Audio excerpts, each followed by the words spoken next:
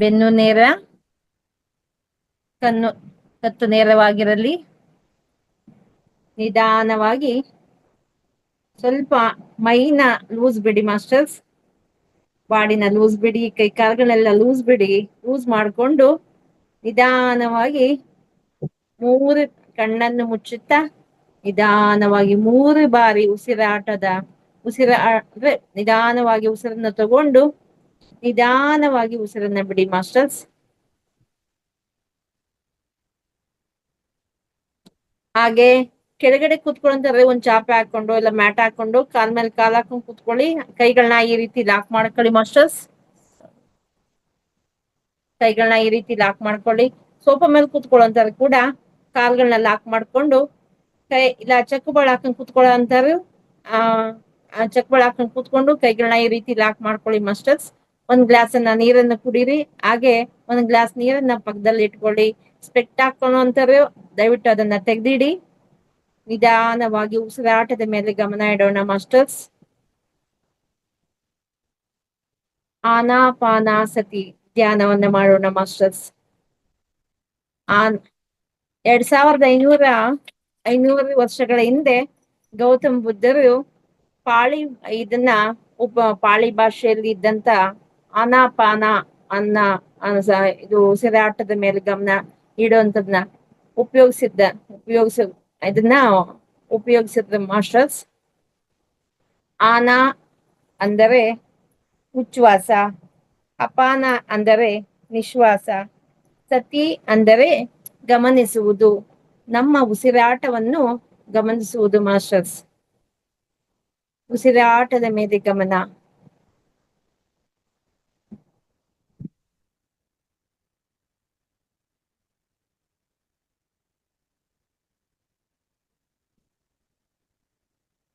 Madam music please.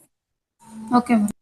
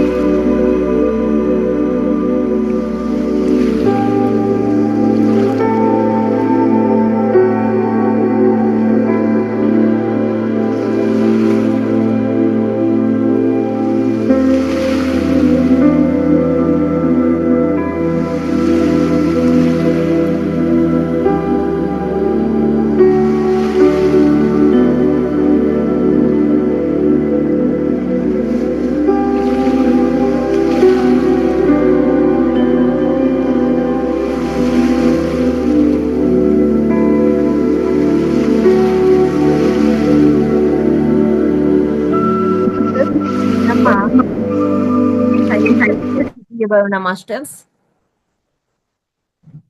ಇನ್ನು 20 ಸೆಕೆಂಡ್ಗಳ ಕಾಲ ಶೂನ್ಯದಲ್ಲಿ ಧ್ಯಾನವನ್ನು ಮಾಡೋಣ ಮಾಸ್ಟರ್ಸ್.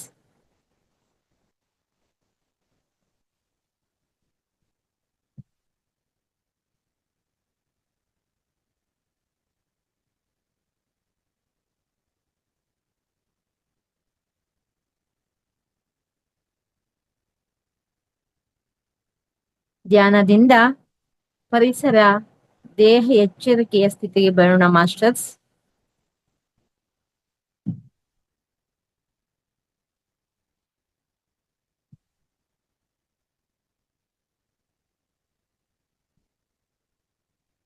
ಇನ್ನ 10 ಸೆಕೆಂಡ್ಗಳ ಕಾಲ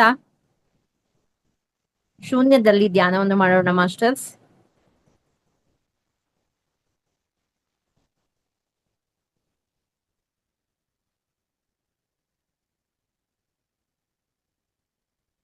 ನಾವು ಹೇಳುವವರೆಗೂ ಯಾರು ಕಣ್ಣನ್ನು ಬಿಡಬೇಡಿ ಮಾಸ್ಟರ್ಸ್.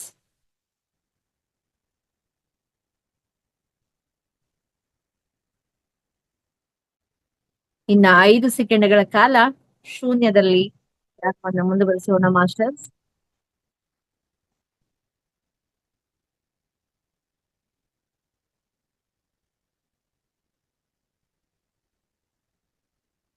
5, 4, 3, 2,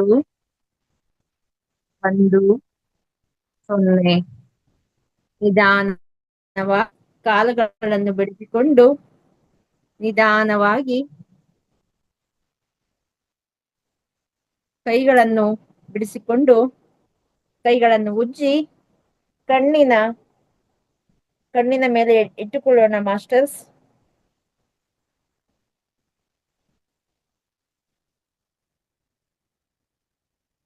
ನಿಧಾನವಾಗಿ ಕೈಗಳನ್ನು ಮುಂದೆ ತಂದು ನಿಧಾನವಾಗಿ ಕಣ್ಣನ್ನು ಬಿಡುತ್ತಾ ಕೈಯಲ್ಲಿರುವ ಅಂಗೈಯಲ್ಲಿರುವ ರೇಖೆಗಳನ್ನು ನೋಡುತ್ತಾ ನೋಡೋಣ ಮಾಸ್ಟರ್ಸ್.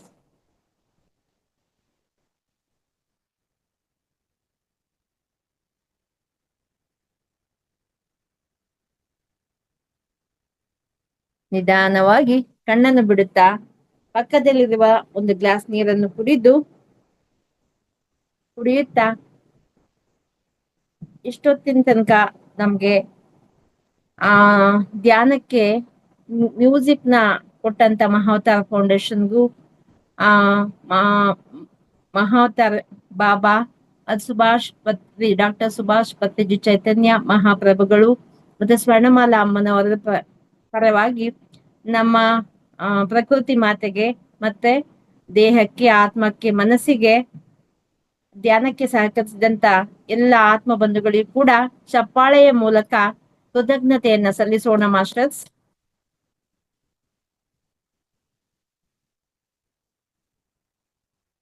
ಎಲ್ರು ವಿಡಿಯೋನ ಆನ್ ಮಾಡ್ಕೊಳ್ಳಿ ಮಾಸ್ಟರ್ಸ್. ಈಗ ಒಂದು ಮುದ್ರೆಯ ಬಗ್ಗೆ ತಿಳಿದುಕೊಳ್ಳೋಣ. ವಾಯು ಮುದ್ರೆ ಅಂತ ಕರಿತೀವಿ. ತೋರು ಬೆರಳನ್ನು ಬಾಗಿಸಬೇಕು. ಎಷ್ಟು ಸಾಧ್ಯ ಆಗುತ್ತಾ ಅಷ್ಟು ನಾವು ಈ ತೋರು ಬೆರಳನ್ನ ಈ ರೀತಿ ಬಾಗಿಸ್ಬಿಟ್ಟು ಹೆಬ್ಬೆಟ್ಟನ್ನು ತೋರು ಬೆರಳಿನ ಮಧ್ಯ ಭಾಗವನ್ನು ಒತ್ತುವಂತಿರಬೇಕು ಮಾಸ್ಟರ್ಸ್. ಇದನ್ನ ನಾವು ವಾಯು ಮುದ್ರೆ ಅಂತ ಕರಿತೀವಿ. ಇನ್ನೊಂದ್ಸರಿ ಮಾಸ್ಟರ್ಸ್, ತೋರು ಬೆರಳನ್ನು ಬಾಗಿಸಿ ಹೆಬ್ಬೆಟ್ಟು ತೋರು ಬೆರಳಿನ ಮಧ್ಯ ಭಾಗವನ್ನು ಒತ್ತುವಂತಿರಬೇಕು. ಇದರಿಂದ ಲಾಭಗಳು ಆಕಳಿಕೆ, ತೇಗು, ಗುದದ್ವಾರದಿಂದ ವಾಯು ವಿಸರ್ಜನೆಯ ತೊಂದರೆಗಳನ್ನು ನಿವಾರಿಸುತ್ತದೆ ಮತ್ತು 80 ರೀತಿಯ ವಾತ ರೋಗಗಳು ನಿಯಂತ್ರಣಕ್ಕೆ ಬರುತ್ತವೆ. ಬೆನ್ನು ನೋವು, ಮಂಡಿ ನೋವು, ಹೊಟ್ಟೆಯುಬ್ಬರ, ಸಿಯಾಟಿಕಾ ತೊಂದರೆಗಳನ್ನು ನಿವಾರಣೆ ಮಾಡುತ್ತದೆ ಮಾಸ್ಟರ್ಸ್. ಎಡಭಾಗದಲ್ಲಿ ನೋವಿದ್ದರೆ ಬಲಭಾಗದಲ್ಲಿ ಈ ಮುದ್ರೆಯನ್ನು ಮಾಡಬೇಕು ಮಾಸ್ಟರ್ಸ್. ಇದನ್ನ ನಾವು ಊಟ ತಿಂಡಿಗೆ ಮುಂಚೆ ಅರ್ಧ ಗಂಟೆ ಮುಂಚೆ, ಆಮೇಲೆ ಊಟ ಆದ್ಮೇಲೆ ಊಟ ಮಾಡಿ ಅರ್ಧ ಗಂಟೆ ಆದ್ಮೇಲೆ ಯಾವ ಟೈಮಲ್ಲಿ ಬೇಕಾದ್ರೆ ನಾವು ಈ ಮುದ್ರೆನ ಮಾಡ್ಬೋದು ಮಾಸ್ಟರ್ಸ್. ಮೇಡಮ್ ಇನ್ನೊಂದ್ಸಲ ತೋರಿಸ್ರಿ ಅದನ್ನ. Okay madam. ಇದು ತೋರು ಬೆರಳು. ಹ್ಮ್ ಅಂಗೈನ ತೋರು ಬೆರಳನ್ನ ಹ್ಮ್ ಈ ರೀತಿ ಬೆಂಡ್ ಮಾಡ್ಬೇಕು. ಹ್ಮ್ ಹ್ಮ್ ಹ್ಮ್ ಬೆಂಡ್ ಮಾಡಿ ಈ ಹೆಬ್ಬೆಟ್ಟಿನಿಂದ ಈ ಹ್ಮ್ ತೋರು ಬೆರಳ ಮಧ್ಯ ಭಾಗವನ್ನ ಈ ರೀತಿ ಪ್ರೆಸ್ ಮಾಡ್ಬೇಕು. Hmm hmm thank you madam. ಆ ಈ ರೀತಿ ಇದನ್ನ ವಾಯು ಮುದ್ರೆ ಅಂತ ಕರಿತೀವಿ ಮೇಡಮ್. Hmm thank you madam. Okay okay masters. ಪತ್ರಿಜಿವಾಣಿ. ಧರ್ಮ ತಿಳಿಯದವರು ಯಾರೂ ಇಲ್ಲ. ಧರ್ಮ ತಿಳಿಯದವರು ಯಾರೂ ಇಲ್ಲ. ಎಲ್ಲರೂ ಧರ್ಮ ತಿಳಿದಿರುವವರೇ. ಎಲ್ಲರೂ ಭಗವತ್ ಸ್ವರೂಪರೇ. ಆದರೆ ಧರ್ಮ ಮಾಡುವವರು ಇದ್ದಾರೆ, ಧರ್ಮ ಮಾಡದವರು ಇದ್ದಾರೆ ಅಂತ ಹೇಳ್ತಾ ಇವತ್ತಿನ ಟಾಪಿಕ್ ಬಂದು ಆಲೋಚನಾ ಶಕ್ತಿ. ಮೇಡಮ್ ಬಗ್ಗೆ ತಿಳಿಸ್ಬೇಕಂದ್ರೆ ಮೇಡಮ್ ಪ್ಲೇಸ್ ಬಂದು ಶಿರಸಿ. ಮೇಡಮ್ ನೇಮು ಸುತೇಜ ಭಟ್ ಅಂತ. ಮೇಡಮ್ ಮಾರ್ನಿಂಗ್ ಕ್ಲಾಸ್ಗಳಲ್ಲಿ ಸಮಗ್ರ ಜೀವನ ಶೈಲಿಯಲ್ಲಿ ತುಂಬಾ ಕ್ಲಾಸ್ಗಳನ್ನ ಕೊಟ್ಟಿದ್ದಾರೆ ಮಾಸ್ಟರ್ಸ್. ತುಂಬಾ ಚೆನ್ನಾಗಿ ನಿರೂಪಣೆ ಮಾಡ್ತಾರೆ. ತುಂಬಾ ಚೆನ್ನಾಗಿ ಆಂಕರ್ ನಿರೂಪಣೆಯನ್ನು ಮಾಡ್ತಾರೆ. ತುಂಬಾ ಚೆನ್ನಾಗಿ ಮಾತಾಡ್ತಾರೆ ಕೂಡ. ಇವತ್ತಿನ ಒಂದು ಮಧ್ಯಾಹ್ನದ ಕ್ಲಾಸಲ್ಲಿ ಸ್ವಾಧ್ಯಾಯದಲ್ಲಿ ಆಲೋಚನಾ ಶಕ್ತಿಯ ಬಗ್ಗೆ ತಿಳಿಸಿಕೊಡ್ಲಿಕ್ಕೆ ಅಂತ ಬರ್ತಿದ್ದಾರೆ ಮಾಸ್ಟರ್ಸ್. ವೆಲ್ಕಮ್ ಮಾಡೋಣ ಮಾಸ್ಟರ್ಸ್. ಮಹಾತಾರ್ ಫೌಂಡೇಶನ್ ಪರವಾಗಿ ನನ್ನ ಪೂಜ್ಯ ಗುರುಗಳಾದಂತಹ ರಂಗನಾಥ್ ಗುರುಜಿಯ ಪರವಾಗಿ ಎಲ್ಲಾ ಮಾಸ್ಟರ್ಸ್ ಗಳ ಪರವಾಗಿ welcome madam ಸುತೇಜ Bhat ma'am. Welcome heartily welcome ma'am. Mute ಅಲ್ಲಿ ಇದ್ದೀರಾ Suteja ma'am? Yes ma'am. Thank you madam. Thank you. Welcome ಎಲ್ಲರಿಗೂ ನಮಸ್ಕಾರ. ಮೊದಲಿಗೆ ಬ್ರಹ್ಮರ್ಷಿ ಪಿತಾಮಹ ಡಾಕ್ಟರ್ ಸುಭಾಷ್ ಪತ್ರಿಜಿಯವರಿಗೆ ಅನಂತ ಕೋಟಿ ವಂದನೆಗಳು.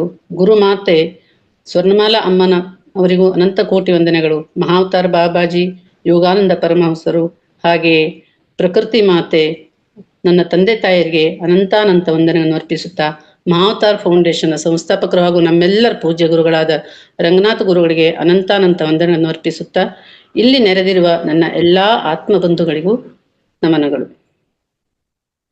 ಈ ದಿನ ನಾನು ತೆಗೆದುಕೊಂಡಿರುವಂತಹ ವಿಷಯ ಆಲೋಚನಾ ಶಕ್ತಿ. ಇದು ಸುಭಾಷ್ ಪತ್ರಿಜಿ ಸರ್ ಬರೆದಿರೋದಂತಹ ಒಂದು ಪುಸ್ತಕ. ನೋಡ್ಲಿಕ್ಕೆ ಚಿಕ್ಕ ಪುಸ್ತಕ, ಆಗ ಅದ್ಭುತವಾದ ವಿಷಯಗಳಿವೆ. ಅದನ್ನು ನಾನು ಈಗ 45 ನಿಮಿಷದಲ್ಲಿ ಎಷ್ಟು ಸಾಧ್ಯವೋ ಅಷ್ಟು ನಾನು ತಿಳ್ಕೊಂಡಿದ್ದಷ್ಟನ್ನ ನಿಮಗೆ ಹೇಳುವ ಪ್ರಯತ್ನವನ್ನು ಮಾಡ್ತೇನೆ. ಪ್ರತಿಯೊಬ್ಬ ಮನುಷ್ಯನು ಅಂದ್ರೆ ನಮ್ಮ ಒಂದು ಭೂಮಿಯಲ್ಲಿ ಹುಟ್ಟಿದ ಪ್ರತಿಯೊಬ್ಬ ಜೀವಿಯು ಆಲೋಚನಾ ಜೀವಿ. ಹಾಗೆ ಪ್ರತಿಯೊಬ್ಬ ಜೀವಿಯು ಚೈತನ್ಯ ಜೀವಿ, ಪ್ರತಿಯೊಬ್ಬ ಜೀವಿಯು ಜ್ಞಾನ ಜೀವಿ. ಮಾಸ್ಟರ್ಸ್, ನಾವು ಎಷ್ಟೋ ಜನ್ಮದಿಂದ ಪುಣ್ಯ ಮಾಡಿ ಮನುಷ್ಯ ಜನ್ಮದಲ್ಲಿ ಬಂದಿರ್ತೀವಿ, ಪ್ರಾಣಿ ಪಕ್ಷಿಗಳ ತರ ಅಲ್ಲ. ಹಾಗಾಗಿ ನಾವು ಪ್ರತಿಯೊಬ್ಬರು ಆಲೋಚನಾ ಜೀವಿಯಾಗಿರ್ತೀವಿ, ಚೈತನ್ಯ ಜೀವಿಗಳಾಗಿರ್ತೀವಿ, ಹಾಗೆ ಪ್ರತಿಯೊಬ್ಬರು ಜ್ಞಾನ ಜೀವಿ ಕೂಡ ಆಗಿರ್ತೀವಿ. ಪ್ರತಿಯೊಂದು ಕಾರ್ಯವು ಅಂದ್ರೆ ನಾವು ಮಾಡುವಂತ ಪ್ರತಿಯೊಂದು ಘಟನೆ ಅಥವಾ ಕ್ರಿಯಾತ್ಮಕವಾಗಿರುತ್ತದೆ. ಅದು ಹೇಗೆ ಅಂದ್ರೆ ಮಾನವನು ಹೊಂದಿರುವ ಜ್ಞಾನದ ಮಟ್ಟ, ನಾವು ಎಷ್ಟು ಮಟ್ಟಿಗೆ ಜ್ಞಾನವನ್ನು ನಮ್ಮ ಹತ್ರ ಇದೆ, ಅಥವಾ ಸಾಮರ್ಥ್ಯ ನಮ್ಮ ಹತ್ರ ಎಷ್ಟು ಮಟ್ಟಿಗೆ ಸಾಮರ್ಥ್ಯ ಇದೆ, ಹಾಗೂ ಗುಣಮಟ್ಟವಾದ ಆಲೋಚನಾ ಶಕ್ತಿ, ನಾವು ಯಾವ ತರ ಆಲೋಚನೆಯನ್ನು ಮಾಡ್ತೀವಿ ಅದರ ಮೇಲೆ ಅವಲಂಬಿತವಾಗಿದೆ ನಮ್ಮ ಮುಂದಿನ ಕಾರ್ಯಗಳು ಏನು ಆಗತ್ತೆ ಅಂತ ಅನ್ನೋದು. ಮಾನವ ರಾಜ್ಯದ ಬಗ್ಗೆ ಮಾತನಾಡುವುದಾದ್ರೆ ಗುರುಗಳು ಹೇಳ್ತಾರೆ, ಮನುಷ್ಯನ ಆಲೋಚನಾ ಶಕ್ತಿ ಹಾಗೂ ಅದರ ಪಾತ್ರ ಬಹಳ ಅಪಾರವಾದುದು.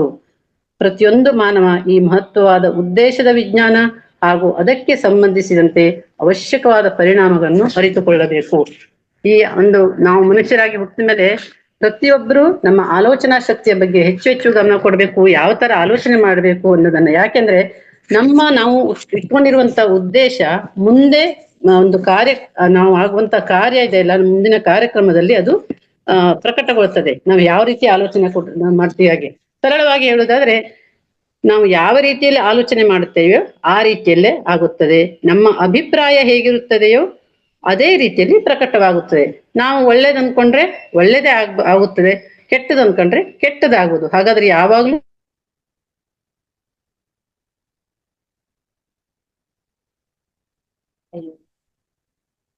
ಅದನ್ನ ಮ್ಯಾಮ್ ಸುತೇಜ ಮ್ಯಾಮ್ ವಾಯ್ಸ್ ಬ್ರೇಕ್ ಆಗ್ತಿದೆ. ಅಂತ ಒಂದು ಯಾಕಂದ್ರೆ ನಮ್ಮ ಜೀವನದ ನಿರ್ದಿಷ್ಟ ಅಸ್ತಿತ್ವವನ್ನು ನಾವೇ ಸೃಷ್ಟಿಸಿಕೊಳ್ಳುತ್ತೇವೆ. ಹೇಗೆ? ನಮ್ಮದೇ ಆದ ನಿರ್ದಿಷ್ಟವಾದ ಉದ್ದೇಶಗಳಿಂದ ಹಾಗೂ ನಮ್ಮದೇ ಆದ ನಿರ್ದಿಷ್ಟವಾದ ಯೋಚನಾ ಶಕ್ತಿಯ ಮಾದರಿಗಳಿಂದ ನಮ್ಮ ಜೀವನದ ನಿರ್ದಿಷ್ಟ ಅಸ್ತಿತ್ವವನ್ನು ನಾವೇ ರೂಪಿಸಿಕೊಳ್ಳುತ್ತೇವೆ. ಅಂದ್ರೆ ಇಲ್ಲಿ ಹೇಳೋದೇನೆಂದ್ರೆ ನಮಗೆ ನಾವೇ ಸೃಷ್ಟಿಕರ್ತರು. ಎಲ್ಲರೂ ಹೇಳ್ತಾರೆ ನಮಗೆ ನಾವೇ ಸೃಷ್ಟಿಕರ್ತರು, ಯಾರು ನಮ್ಮನ್ನ ಸೃಷ್ಟಿ ಮಾಡಿಲ್ಲ. ಯಾಕೆ ಅಂತಂದ್ರೆ ನಾವು ಏನು ಅಂದುಕೊಂಡು ಬಂದಿರ್ತೀವಿ, ನಾವು ಹೀಗೆ ಆಗ್ಬೇಕು, ಹಾಗೆ ಆಗ್ಬೇಕು, ನಮ್ಗೆ ಇಂಥವ್ರೇ ಕುಟುಂಬ ಆಗ್ಬೇಕು, ಇಂಥ ತಂದೆ ತಾಯಿಗಳಾಗ್ಬೇಕು, ಇಂಥ ನಾವು ಸಂಸಾರದಲ್ಲಿ ಇರ್ಬೇಕು, ಇಂಥ ಕುಟುಂಬ ಆಗ್ಬೇಕು ಅಂದ್ರೆ ನಾವೇ ಕೇಳ್ಕೊಂಡಿರ್ತೀವಿ. ಹಾಗಾಗಿ ಅದೇ ನಮಗೆ ಪ್ರಕಟ ಆಗುತ್ತೆ. ಅದೇ ನಾವು ಏನ್ ಆಲೋಚನೆ ಮಾಡ್ಕೊಂಡು ಬಂದಿರ್ತೀವಿ, ಏನು ಇಚ್ಛೆ ಪಟ್ಕೊಂಡು ಬಂದಿರ್ತೀವಿ, ಅದೇ ಆಗಿರ್ತೀವಿ. ಹಾಗಾಗಿ ನಮಗೆ ಯಾರೂ ಸೃಷ್ಟಿಕರ್ತರಲ್ಲ, ನಮಗೆ ನಾವೇ ಸೃಷ್ಟಿಕರ್ತರು. ಈಗ ನಮ್ಮ ಆಲೋಚನೆ ಶಕ್ತಿ ಬಗ್ಗೆ ಹೇಳೋದಾದ್ರೆ, ಒಬ್ಬ ಮನುಷ್ಯ ಸಂಗೀತ ನುಡಿಸುವುದನ್ನು ಕೇಳಿಸಿಕೊಂಡ್ರೆ ನಮ್ಮಲ್ಲೂ ಸಂಗೀತ ಕೇಳಬೇಕು ಅನ್ನುವಂತ ಆಸೆ ಹುಟ್ಟುತ್ತದೆ. ನಾವು ಎಲ್ಲೋ ಒಂದ್ ಕಡೆ ಹೋಗಿರ್ತೀವಿ, ಸಂಗೀತ ಕಚೇರಿಗೆ ಕೇಳಲಿಕ್ಕೆ ಹೋಗಿರ್ತೀವಿ. ಅಲ್ಲಿ ತುಂಬಾ ಚೆನ್ನಾಗಿ ಸಂಗೀತ ನುಡಿಸ್ತಾ ಇರ್ತಾರೆ, ಹೇಳ್ತಾ ಇರ್ತಾರೆ. ಅವ್ ಕೇಳಿ ನಮ್ಗೆ ಏನ್ ಅನ್ಸುತ್ತೆ, ಹಬ್ಬ ಎಷ್ಟು ಚೆನ್ನಾಗಿ ಇವರು ಹಾಡ್ತಾರಲ್ಲ, ನಮ್ಗೆ ಯಾಕೆ ಹಾಡ್ಲಿಕ್ಕೆ ಬರಲ್ಲ? ಅಥವಾ ಯಾರೋ ಒಬ್ರು ರಂಗೋಲಿ ಚೆನ್ನಾಗಿ ಬಿಡಿಸ್ತಾರೆ, ನಮ್ಗೆ ಯಾಕೆ ಇದು ಬರಲ್ಲ? ಎಷ್ಟು ಚೆನ್ನಾಗಿ ರಂಗೋಲಿ ಹಾಕಿದಾರಲ್ಲ, ಎಷ್ಟು ಚೆನ್ನಾಗಿ ಡ್ಯಾನ್ಸ್ ಮಾಡ್ತಾರಲ್ಲ, ನಾವು ಹೀಗೆ ಆಗ್ಬೇಕು ಅನ್ನುವಂತ ಒಂದು ಉತ್ಕಟವಾದ ಹಂಬಲ ನಮ್ಮಲ್ಲಿ ಆಸೆ ಆಗ್ತದೆ. ಆ ಆಸೆಯನ್ನ ನಮ್ಮ ಆಲೋಚನಾ ಶಕ್ತಿ ಹಿಡಿದಿಟ್ಕೊಳ್ತೆ, ಕಂಟ್ರೋಲ್ ಮಾಡ್ಕೊಂಡು ಇಟ್ಕೊಂಡಿರುತ್ತೆ. ಹಾಗಾಗಿ ನಮ್ಮ ಆಲೋಚನೆ ಪ್ರಬಲವಾಗಿ ನಮ್ಮ ಒಂದು ಆಲೋಚನೆಯಲ್ಲಿ ಇರುವಂತ ಆಸೆ ಏನಾಗ್ತದೆ, ಪ್ರಬಲವಾಗ್ತದೆ. ನಾವು ಸಂಗೀತ ಕಲಿಬೇಕು ಅಂತ. ಈಗ ನೋಡಿ, ಎಲ್ಲರೂ ನಾವು ಒಂದು ಒಳ್ಳೆ ಹಾಡು ಕೇಳಿದ್ರೆ ಅಥವಾ ಯಾವುದೋ ಒಂದು ಒಳ್ಳೆ ದೃಶ್ಯವನ್ನ ನೋಡಿದ್ರೆ ಪದೇ ಇಡೀ ದಿನ ಮನಸ್ಸಿನಲ್ಲಿ ಅದೇ ಗುಣಗ್ತಾ ಇರುತ್ತೆ, ಅದೇ ದೃಶ್ಯ ಕಣ್ಣಿಗೆ ಕಾಣ್ತಾ ಇರುತ್ತೆ, ಅದೇ ಮನಸ್ಸಿನಲ್ಲಿ. ಅವಾಗ ನಾವ್ ಏನ್ ಮಾಡ್ತೀವಿ ಅಂತಂದ್ರೆ, ಹೌದು ನಾ ಸಂಗೀತ ಕಲಿಬೇಕು ಅಂತಿದ್ನಲ್ಲ, ಇದೊಂದು ಉದಾಹರಣೆ ಅಷ್ಟೇ. ಸಂಗೀತ ಕಲಿಬೇಕು ಅಲ್ಲ, ಇದಕ್ಕೆ ಏನ್ ಮಾಡ್ಬೇಕು ಅಂತ ನಾವೇನ್ ಮಾಡ್ತೀವಿ, ಸಂಗೀತಗಾರನ್ನ ಹುಡ್ಕೊಂಡು ಹೋಗ್ತೀವಿ, ಸಂಗೀತ ಶಿಕ್ಷಕರನ್ನ ಹುಡ್ಕೊಂಡು ಹೋಗ್ತೀವಿ. ಅವ್ರನ್ನ ಹುಡ್ಕೊಂಡೋಗಿ ಅಲ್ಲಿ ಕ್ಲಾಸ್ ತಗೋತೀವಿ, ಅಭ್ಯಾಸ ಮಾಡ್ತೀವಿ, ಹಾಗೆ ಅದನ್ನ ಕಲಿತೀವಿ. ಮತ್ತೆ ಮುಂದೆ ಒಂದಿನ ಸಂಗೀತಗಾರ ಕೂಡ ಆಗ್ಬಹುದು. ಅಂದ್ರೆ ಇದು ಅದ್ಭುತವಾದ ಉತ್ತಮ ಆಲೋಚನಾ ಶಕ್ತಿ ಇದ್ರೆ ಈ ತರ ನಾವು ಆಗ್ಬಹುದು ಅನ್ನೋದನ್ನ ತಿಳಿಸ್ತಾರೆ ಗುರುಗಳು. ಹಾಗೆ ಪ್ರಾರಂಭದಲ್ಲಿ ಎಲ್ಲವೂ ಮನಸ್ಸಿನಲ್ಲಿಯೇ ಹುಟ್ಟುತ್ತದೆ ಹಾಗೂ ನಿಧಾನವಾಗಿ ಹೊರಗೆ ಪ್ರಕಟಗೊಳ್ಳುತ್ತದೆ. ಎಲ್ಲವೂ ನಮ್ಮ ಮನಸ್ಸಿನಲ್ಲೇ ಹುಟ್ಟೋದು. ಯಾರು ನಮಗೆ ಹೀಗ್ ಮಾಡು ಅಂತ ಹೇಳಿದ್ರೆ ನಮ್ಮ ಮನಸ್ಸಿನಲ್ಲಿ ನಾವು ಹೀಗಾಗ್ಬೇಕು, ಹೀಗ್ ಮಾಡ್ಬಾರ್ದು ಅನ್ನೋದು ಆಲೋಚನೆ ನಮ್ಮಲ್ಲಿ ಹುಟ್ಟುತ್ತೆ. ಒಳ್ಳೇದಿರ್ಬೋದು, ಕೆಟ್ಟದಿರ್ಬೋದು. ನಮ್ಮ ಮನಸ್ಸಿನಲ್ಲಿ ಪ್ರಾರಂಭದಲ್ಲಿ ಏನು ಆಸೆ ಅಥವಾ ಉದ್ದೇಶ ಉದ್ಭವಿಸುತ್ತದೆಯೋ ಅದರ ಫಲಿತಾಂಶವಾಗಿ ಅದು ಹೊರಗೆ ಪ್ರಕಟವಾಗುತ್ತದೆ. ಮೊದಲು ನಮಗೆ ಗೊತ್ತಿರೋದಿಲ್ಲ ಹಿಂಗಾಗತ್ತೆ ಅಂತ, ನಾವೇನೋ ಅಂತೀವಿ. ಆದ್ರೆ ನಿಜವಾಗ್ಲೂ ಅದು ಸಬ್ ಕಾನ್ಶಿಯಸ್ ಮೈಂಡ್ ಹೋಗಿ ನಾವೇನ್ ಅನ್ಕೊಂಡಿರ್ತೀವೋ ಅದೇ ಆಗೋದ್ರಲ್ಲಿ ಖಂಡಿತವಾಗ್ಲೂ ಇದು ಹಾಗೆ ಆಗುತ್ತದೆ. ಹಾಗೆ ಈಗ ಒಂದೇ ಒಂದು ಉದಾಹರಣೆ ಹೇಳೋದಾದ್ರೆ, ಗೌತಮ ಬುದ್ಧನ ತಗೊಳ್ರಿ. ಗೌತಮ ಬುದ್ಧರು ಏನ್ ಮಾಡಿದ್ರು? ಅವರು ಅರಮನೆಯಲ್ಲೇ ಇದ್ರೆ ನಿಜವಾಗ್ಲೂ ಬುದ್ಧತ್ವ ಅವ್ರಿಗೆ ಸಿಕ್ತಿಲ್ಲ, ಅಥವಾ ಅವ್ರು ಬುದ್ಧರ ಆಗ್ತಿರ್ಲಿಲ್ಲ. ಅವ್ರು ಏನ್ ಮಾಡಿದ್ರು, ಒಂದಿನ ಅರಮನೆಯಿಂದ ಹೊರಗಡೆ ಬಂದು ನೋಡಿದಾಗ ಅವರು ಕಂಡಂತ ಕೆಲವು ದೃಶ್ಯಗಳನ್ನ ನೋಡಿ ತುಂಬಾ ಬೇಸರ ಆಗ್ತದೆ. ಯಾಕೆ ಈ ತರ ನಮ್ಮ ರಾಜ್ಯದಲ್ಲಿ, ಯಾಕೆ ಈ ತರ ಈ ಒಂದು ಸಂಕಟದಲ್ಲಿದ್ದಾರೆ, ಯಾಕೆ ಇವರೆಲ್ಲ ದುಃಖ ಹಾಗೂ ಶೋಕದಲ್ಲಿದ್ದಾರೆ, ಇದಕ್ಕೆ ಕಾರಣ ಏನು ಅಂತ ಅವ್ರಿಗೆ ಹಂಬಲ ಇತ್ತು. ಅದನ್ನ ಹುಡುಕುವಂತ ಹೋದ್ರು, ತುಂಬಾ ಹುಡುಕಿದ್ರು, ಅದರ ಬಗ್ಗೆ ಅವಲೋಕನ ಮಾಡಿದ್ರು, ತುಂಬಾ ವಿದ್ವಾಂಸರುಗಳ ಜೊತೆ ಚರ್ಚೆ ಮಾಡಿದ್ರು, ಪುಸ್ತಕಗಳನ್ನ ಓದಿದ್ರು. ಅದೆಲ್ಲ ಆದ ನಂತರ ಅವರು ಬುದ್ಧತ್ವವನ್ನು ಪಡೆದ್ರು, ಅಂದ್ರೆ ಜ್ಞಾನೋದಯವನ್ನ ಪಡ್ಕೊಂಡ್ರು. ಅವ್ರು ಅರಮನೆಯಲ್ಲೇ ಇದ್ದಿದ್ರೆ ಅವರು ಬುದ್ಧರಾಗ್ಲಿಕ್ಕೆ ಆಗ್ತಿದ್ದಿಲ್ಲ. ಅವ್ರು ಹೇಳ್ತಾರೆ, ಸಾಧನೆ ಮಾಡಬೇಕೆಂದು ಹೊರಬಂದರು, ಸಾಧನೆ ಮಾಡಿದರು. ಅರಮನೆಯಲ್ಲಿ ಇರುವವರೆಗೂ ತಾನು ಏನು ಮಾಡಬೇಕೆಂಬ ಯೋಚನೆ ಅವರಿಗೆ ಇರಲಿಲ್ಲ. ಯಾವಾಗ ಅರಮನೆಯಿಂದ ಹೊರಬಂದ ಮೇಲೆ ಹೊಸದಾದ ಯೋಚನೆಯ ಮಾದರಿ ಹೊರಹೊಮ್ಮಿತು. ಯೋಚನೆ ಮಾಡಲಾರಂಭಿಸಿದರು, ಆಲೋಚಿಸಿದರು, ಮೊಂಡು ಹಿಡಿದ ಹಾಗೂ ದೃಢ ಮನಸ್ಸು ಮಾಡಿಕೊಂಡರು. ಹಾಗೆ ಬುದ್ಧರಾದರು. ಅಂದ್ರೆ ಅವರಿಗೆ ಜ್ಞಾನೋದಯ ಆಯ್ತು, ಬುದ್ಧರಾದರು. ಮಧ್ಯದಲ್ಲೇ ತಡವರಿಸಿದ್ದರೆ ಅವರು ಎಂದಿಗೂ ಬುದ್ಧನಾಗಲು ಸಾಧ್ಯವಾಗುತ್ತಿರಲಿಲ್ಲ. ಹಾಗಾಗಿ ಇವರೆಲ್ಲ ಒಂದು ಅತ್ಯದ್ಭುತವಾದ ಒಂದು ವ್ಯಕ್ತಿಗಳು. ಅವರೆಲ್ಲ ಆಲೋಚನೆ ಶಕ್ತಿಗಳು ಇಂದಾಗೆ ಏನೇನೋ ಸಾಧನೆ ಮಾಡಿದ್ದಾರೆ. ಏನೇನು ಅಂದ್ರೆ ಅವ್ರು ಏನ್ ಅನ್ಕೊಂಡಿರ್ತಾರೋ ಆ ಸಾಧನೆಯನ್ನ ಅವರು ಮಾಡಿರ್ತಾರೆ. ಹಾಗೆ ಗುರುಜ ಹೇಳ್ತಾರೆ, ನಮ್ಮ ಮನಸ್ಸಿನಲ್ಲಿ ನಾವು ತೀರ್ಮಾನವನ್ನೇ ಮಾಡದಿದ್ದರೆ, ನಾವು ನಮ್ಮ ಮನಸ್ಸಿನಲ್ಲಿ ನಿರ್ಧಾರವನ್ನೇ ಮಾಡದಿದ್ದರೆ ಏನನ್ನೂ ಪ್ರಕಟ ಮಾಡಲು ಸಾಧ್ಯವಾಗುವುದಿಲ್ಲ. ಹಾಗಾಗಿ ನಾವು ಏನಾರು ಆಲೋಚನೆ ಮಾಡೋಕ್ಕಿಂತ ಮೊದಲು ಉತ್ತಮವಾದ ನಿರ್ಧಾರ ಕೂಡ ಇರ್ಬೇಕು. ಅಂದ್ರೆ ಈಗ ನಾವು ಒಬ್ರು ಆಟಗಾರರಾಗ್ತೀವಿ ಅಥವಾ ಕಲಾಕಾರರಾಗ್ತೀವಿ ಅಂತಂದ್ರೆ ಅದಕ್ಕೆ ಮೊದಲು ಉದ್ದೇಶ ಇಟ್ಕೊಂಡಿರ್ಬೇಕು. ಈಗ ಒಂದು ಗುರಿ ಇಟ್ಕೊಂಡಿರ್ಬೇಕು, ಹಿಂಗೆ ಆಗ್ತೀನಿ ಅಂತ. ಆಮೇಲೆ ಅದು ಆಲೋಚನೆ ಶಕ್ತಿಯಿಂದ ಹೊರಗೆ ಬರುತ್ತೆ. ಇಲ್ಲಾಂದ್ರೆ ನಾವು ನಿರ್ಧಾರನೇ ಮಾಡೋದಿದ್ರೆ ಹೇಗೆ ಆಗ್ಲಿಕ್ಕೆ ಸಾಧ್ಯ? ಸುಮ್ನೆ ಆಲೋಚನೆ ಮಾಡ್ತೀವಿ, ನಿರ್ಧಾರನೆ ಮಾಡಿಲ್ಲ ಅಂದ್ರೆ ಖಂಡಿತವಾಗ್ಲೂ ಅದು ಪ್ರಕಟವಾಗೋದಿಲ್ಲ, ಅಥವಾ ನಾವು ಅಂದುಕೊಂಡ ಕೆಲಸ ಆಗೋದಿಲ್ಲ ಅನ್ನುವಂತ ಮಾತನ್ನ ಇಲ್ಲಿ ಹೇಳ್ತಾರೆ. ಯಾವುದೇ ರೀತಿಯ ನಿರ್ಧಾರ ರಹಿತ ಯೋಚನೆಯನ್ನು ಮಾಡಬಾರದು, ಹಾಗೆ ವಂಚನೆಯಿಂದ ಕೂಡಿದ ಯೋಚನೆಗಳನ್ನು ಮಾಡಬಾರದು. ನಿರ್ಧಾರ ರಹಿತ ಯೋಚನೆಗಳನ್ನೇ ಮಾಡಬಾರದು. ಯಾರು ನಿರ್ಧಾರವೇ ಇಲ್ಲ ಅಂದ್ರೆ, ಗುರಿಯೇ ಇಲ್ಲ ಅಂದ್ರೆ ಯೋಚನೆಗಳನ್ನ ಯಾಕೆ ಮಾಡ್ತೀರಿ? ಏನು ಪ್ರಯೋಜನ? ಹಾಗೆ ವಂಚನೆಯಿಂದ ಕೂಡಿದ, ನಾವು ನಿರ್ವಂಚನೆಯಿಂದ ಇರಬೇಕು. ಯೋಚನೆಗಳು ಅಂತಂದ್ರೆ ಏನೋ ಕೆಟ್ಟದ ಆಲೋಚನೆ ಅಥವಾ ಯಾರಿಗೋ ಕೆಡುಕು ಮಾಡ್ಬೇಕು ಅನ್ನುವಂತ ಆಲೋಚನೆ ಇರಬಾರದು. ಹಾಗೆ ಒಂದು ಹೆಜ್ಜೆ ಮುಂದೆ ಹಾಗೂ 2 ಹೆಜ್ಜೆ ಹಿಂದೆ ಇಡಬಾರದು. ಒಂದು ಹೆಜ್ಜೆ ಮುಂದಿಟ್ಟು 2 ಹೆಜ್ಜೆ ಹಿಂದೆ ಇಡುದು, ಅದು ಏನು ನಾವು ಅಂದುಕೊಂಡ ಕೆಲಸ ಆಗೋದಿಲ್ಲ. ಹಾಗೆ ಮುಂದೆ ಹೆಜ್ಜೆ ಮುಂದೆ ಇಡ್ತಾ ಹೋಗ್ಬೇಕು. ಅಂದ್ರೆ ಮಾತ್ರ ನಾವು ಅಂದುಕೊಂಡಿದ್ದನ್ನ ಜಯಿಸ್ಲಿಕ್ಕೆ ಸಾಧ್ಯ ಅಂತ ನಾವು ಇಲ್ಲಿ ಅರ್ಥ ಮಾಡ್ಕೋಬಹುದು. ಹಾಗೆ ನಮ್ಮ ಆಲೋಚನಾ ಕ್ರಮ, ನಮ್ಮ ಯೋಚನಾ ಕ್ರಮ ಹಾಗೂ ನಿರ್ಧಾರ ಕ್ರಮಗಳಲ್ಲಿ ಪೂರ್ತಿಯಾಗಿ ಸ್ಪಷ್ಟತೆ ಹಾಗೂ ನೇರವಾಗಿ ಇರಬೇಕು. ನಾವು ಸುಮ್ಮನೆ ಯೋಚನೆಯನ್ನು ಮಾಡಿದ್ರೆ ಅಥವಾ ಆಲೋಚನೆಯನ್ನು ಮಾಡಿದ್ರೆ ಆಗಲ್ಲ, ಸ್ಪಷ್ಟತೆ ಇರಬೇಕು. ಅದರಲ್ಲಿ ನಾವು ಏನ್ ಮಾಡ್ತೀವಿ ಅನ್ನೋದೊಂದು ಸ್ಪಷ್ಟತೆ ಇರಬೇಕು ಹಾಗೂ ನೇರವಾಗಿರ್ಬೇಕು. ಹೀಗ್ ಮಾಡ್ಬಹುದಾ, ಹೀಗ್ ಮಾಡ್ಬಾರ್ದಾ, ಅಥವಾ ನಮಗೆ ನಾವು ಮಾಡ್ತೀನೋ ಇಲ್ವಾ, ಈ ತರ ಒಂದು ಅಸ್ಪಷ್ಟತೆ ಇರಬಾರ್ದು, ಹಾಗೂ ಅದು ನೇರವಾಗಿ ಇರಬೇಕು ಅನ್ನೋದನ್ನ ಹೇಳ್ತಾರೆ. ನಾವು ಯಾವುದನ್ನಾದರೂ ಅಪೇಕ್ಷಿಸಿದರೆ ಅದನ್ನು ಪಡೆಯಲು ನಮ್ಮ ಹೃದಯ ಪೂರ್ವಕವಾಗಿ ಅದರ ಕಡೆ ಸಾಗಬೇಕು. ನಾವು ಯಾವುದೇ ಕೆಲಸ ಮಾಡ್ಬೇಕು ಅಂದ್ಕೊಂಡ್ರೆ ಮನಸ್ಸು ತುಂಬಿ, ಹೃದಯ ತುಂಬಿ ಆ ಕೆಲಸವನ್ನ ಮಾಡ್ಬೇಕು. ಸುಮ್ಮನೆ ಮನಸ್ಸಿಲ್ಲದ ಮನಸ್ಸಿನಿಂದ ಮಾಡ್ತಾರೆ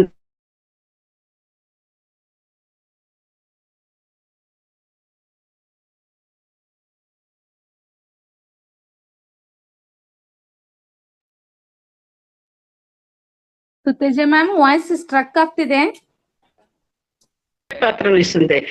ಬುದ್ಧನು ಇದೇ ಸತ್ಯವನ್ನು ಹೇಳಿದ್ದಾರೆ, ಕೃಷ್ಣನು ಇದೇ ಸತ್ಯವನ್ನು ಹೇಳಿದ್ದಾರೆ, ಹಾಗೂ ಮೊಹಮ್ಮದರು ಕೂಡ ಇದೇ ಸತ್ಯವನ್ನು ಹೇಳಿದ್ದಾರೆ. ಅಂದ್ರೆ ನಾವು ಯಶಸ್ಸು ಕೂಡ ಒಂದು ಆಲೋಚನಾ ಶಕ್ತಿಯ ಮೇಲೆ ಅವಲಂಬಿತವಾಗಿದೆ ಅನ್ನುವಂಥ ಸತ್ಯವನ್ನು ಹೇಳಿದ್ದಾರೆ. ಆದ್ರೆ ಇಲ್ಲಿ ಏನಾಗಿದೆ ಅಂದ್ರೆ, ನಾವು ಈ ಭಾವನೆಯಲ್ಲಿ ಆಸಕ್ತರಾಗಿಲ್ಲ. ನಾವು ಅಂದುಕೋಬೇಕು, ನಾವು ಹಿಂಗ್ ಮಾಡ್ಬೇಕು ಅಂತ ಹೇಳ್ತೀವೋ ಅದು ಆಗ್ತಾ ಇಲ್ಲ. ಯಾಕೆಂದ್ರೆ ನಾವು ಭಾವನೆಯಲ್ಲಿ ಜೀವಿಸುತ್ತಿಲ್ಲ, ಅದನ್ನು ಅಭ್ಯಾಸ ಮಾಡ್ತಾ ಇಲ್ಲ. ನಮ್ಮ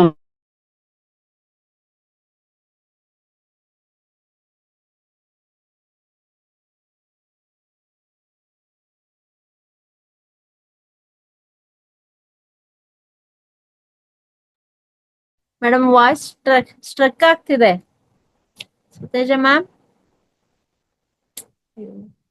ಸಿಗ್ನಲ್ ಸಿಗ್ತಾ ಇಲ್ಲ ಅವ್ರಿಗೆ. ಒದ್ದಾಡ್ತಾ ಇರ್ತೀವಿ. ಹಾಗಾಗಿ ಸಾದ ಮಾರ್ಗವನ್ನು ತೋರಲು ಸತ್ಯವಾದ ಜೀವನವನ್ನು ನಾವು ಪಡೆಯಬಹುದು. ಸರಿಯಾದ ಒಂದು ಜೀವನಕ್ಕೆ ಸರಿಯಾದ ಆಕಾರ ಕೊಟ್ರೆ, ಅಥವಾ ನಾವು ಹೀಗಾಗ್ಬೇಕು. ಕೇಳ್ತಾ ಇಲ್ವಾ ಮೇಡಮ್? ವಾಯ್ಸ್ ಸ್ಟ್ರಕ್ ಆಗ್ತಿದೆ ಮೇಡಮ್. ಕೇಳ್ತಾ ಇಲ್ವಾ? ಅದು ಒಂದೊಂದ್ಸರಿ ಕೇಳುತ್ತೆ, ಒಂದ್ಸರಿ ಕೇಳಲ್ಲ. ಇವಾಗ ಕೇಳಿಸ್ತಿದೆ, ಬಟ್ ಆವಾಗ್ಲೇ ಬ್ರೇಕ್ ಇತ್ತು. ಕಂಟಿನ್ಯೂ ಮಾಡಿ ಮ್ಯಾಮ್, ನೀವು ನೋಡೋಣ. ಬಾಳ ಹೊತ್ತಂಗಾಯ್ತ ಅಂತ? ಇಲ್ಲ, ಒಂದ್ 2 ಸತಿ ಆಯ್ತು ಆ ತರ ನೆಟ್ವರ್ಕ್ ಇಶ್ಯೂ ಆಗುತ್ತೆ.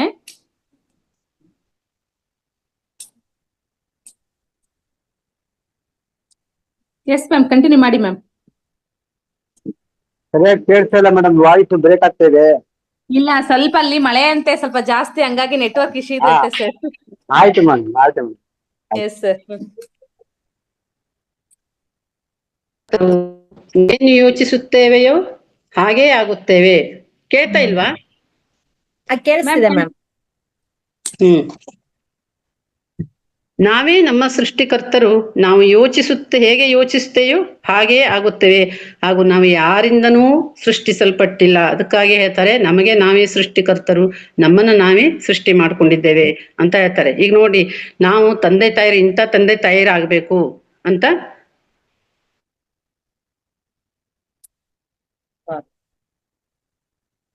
ಇಲ್ಲ, ಕೇಳ್ತಾ ಇಲ್ಲ ಮೇಡಮ್,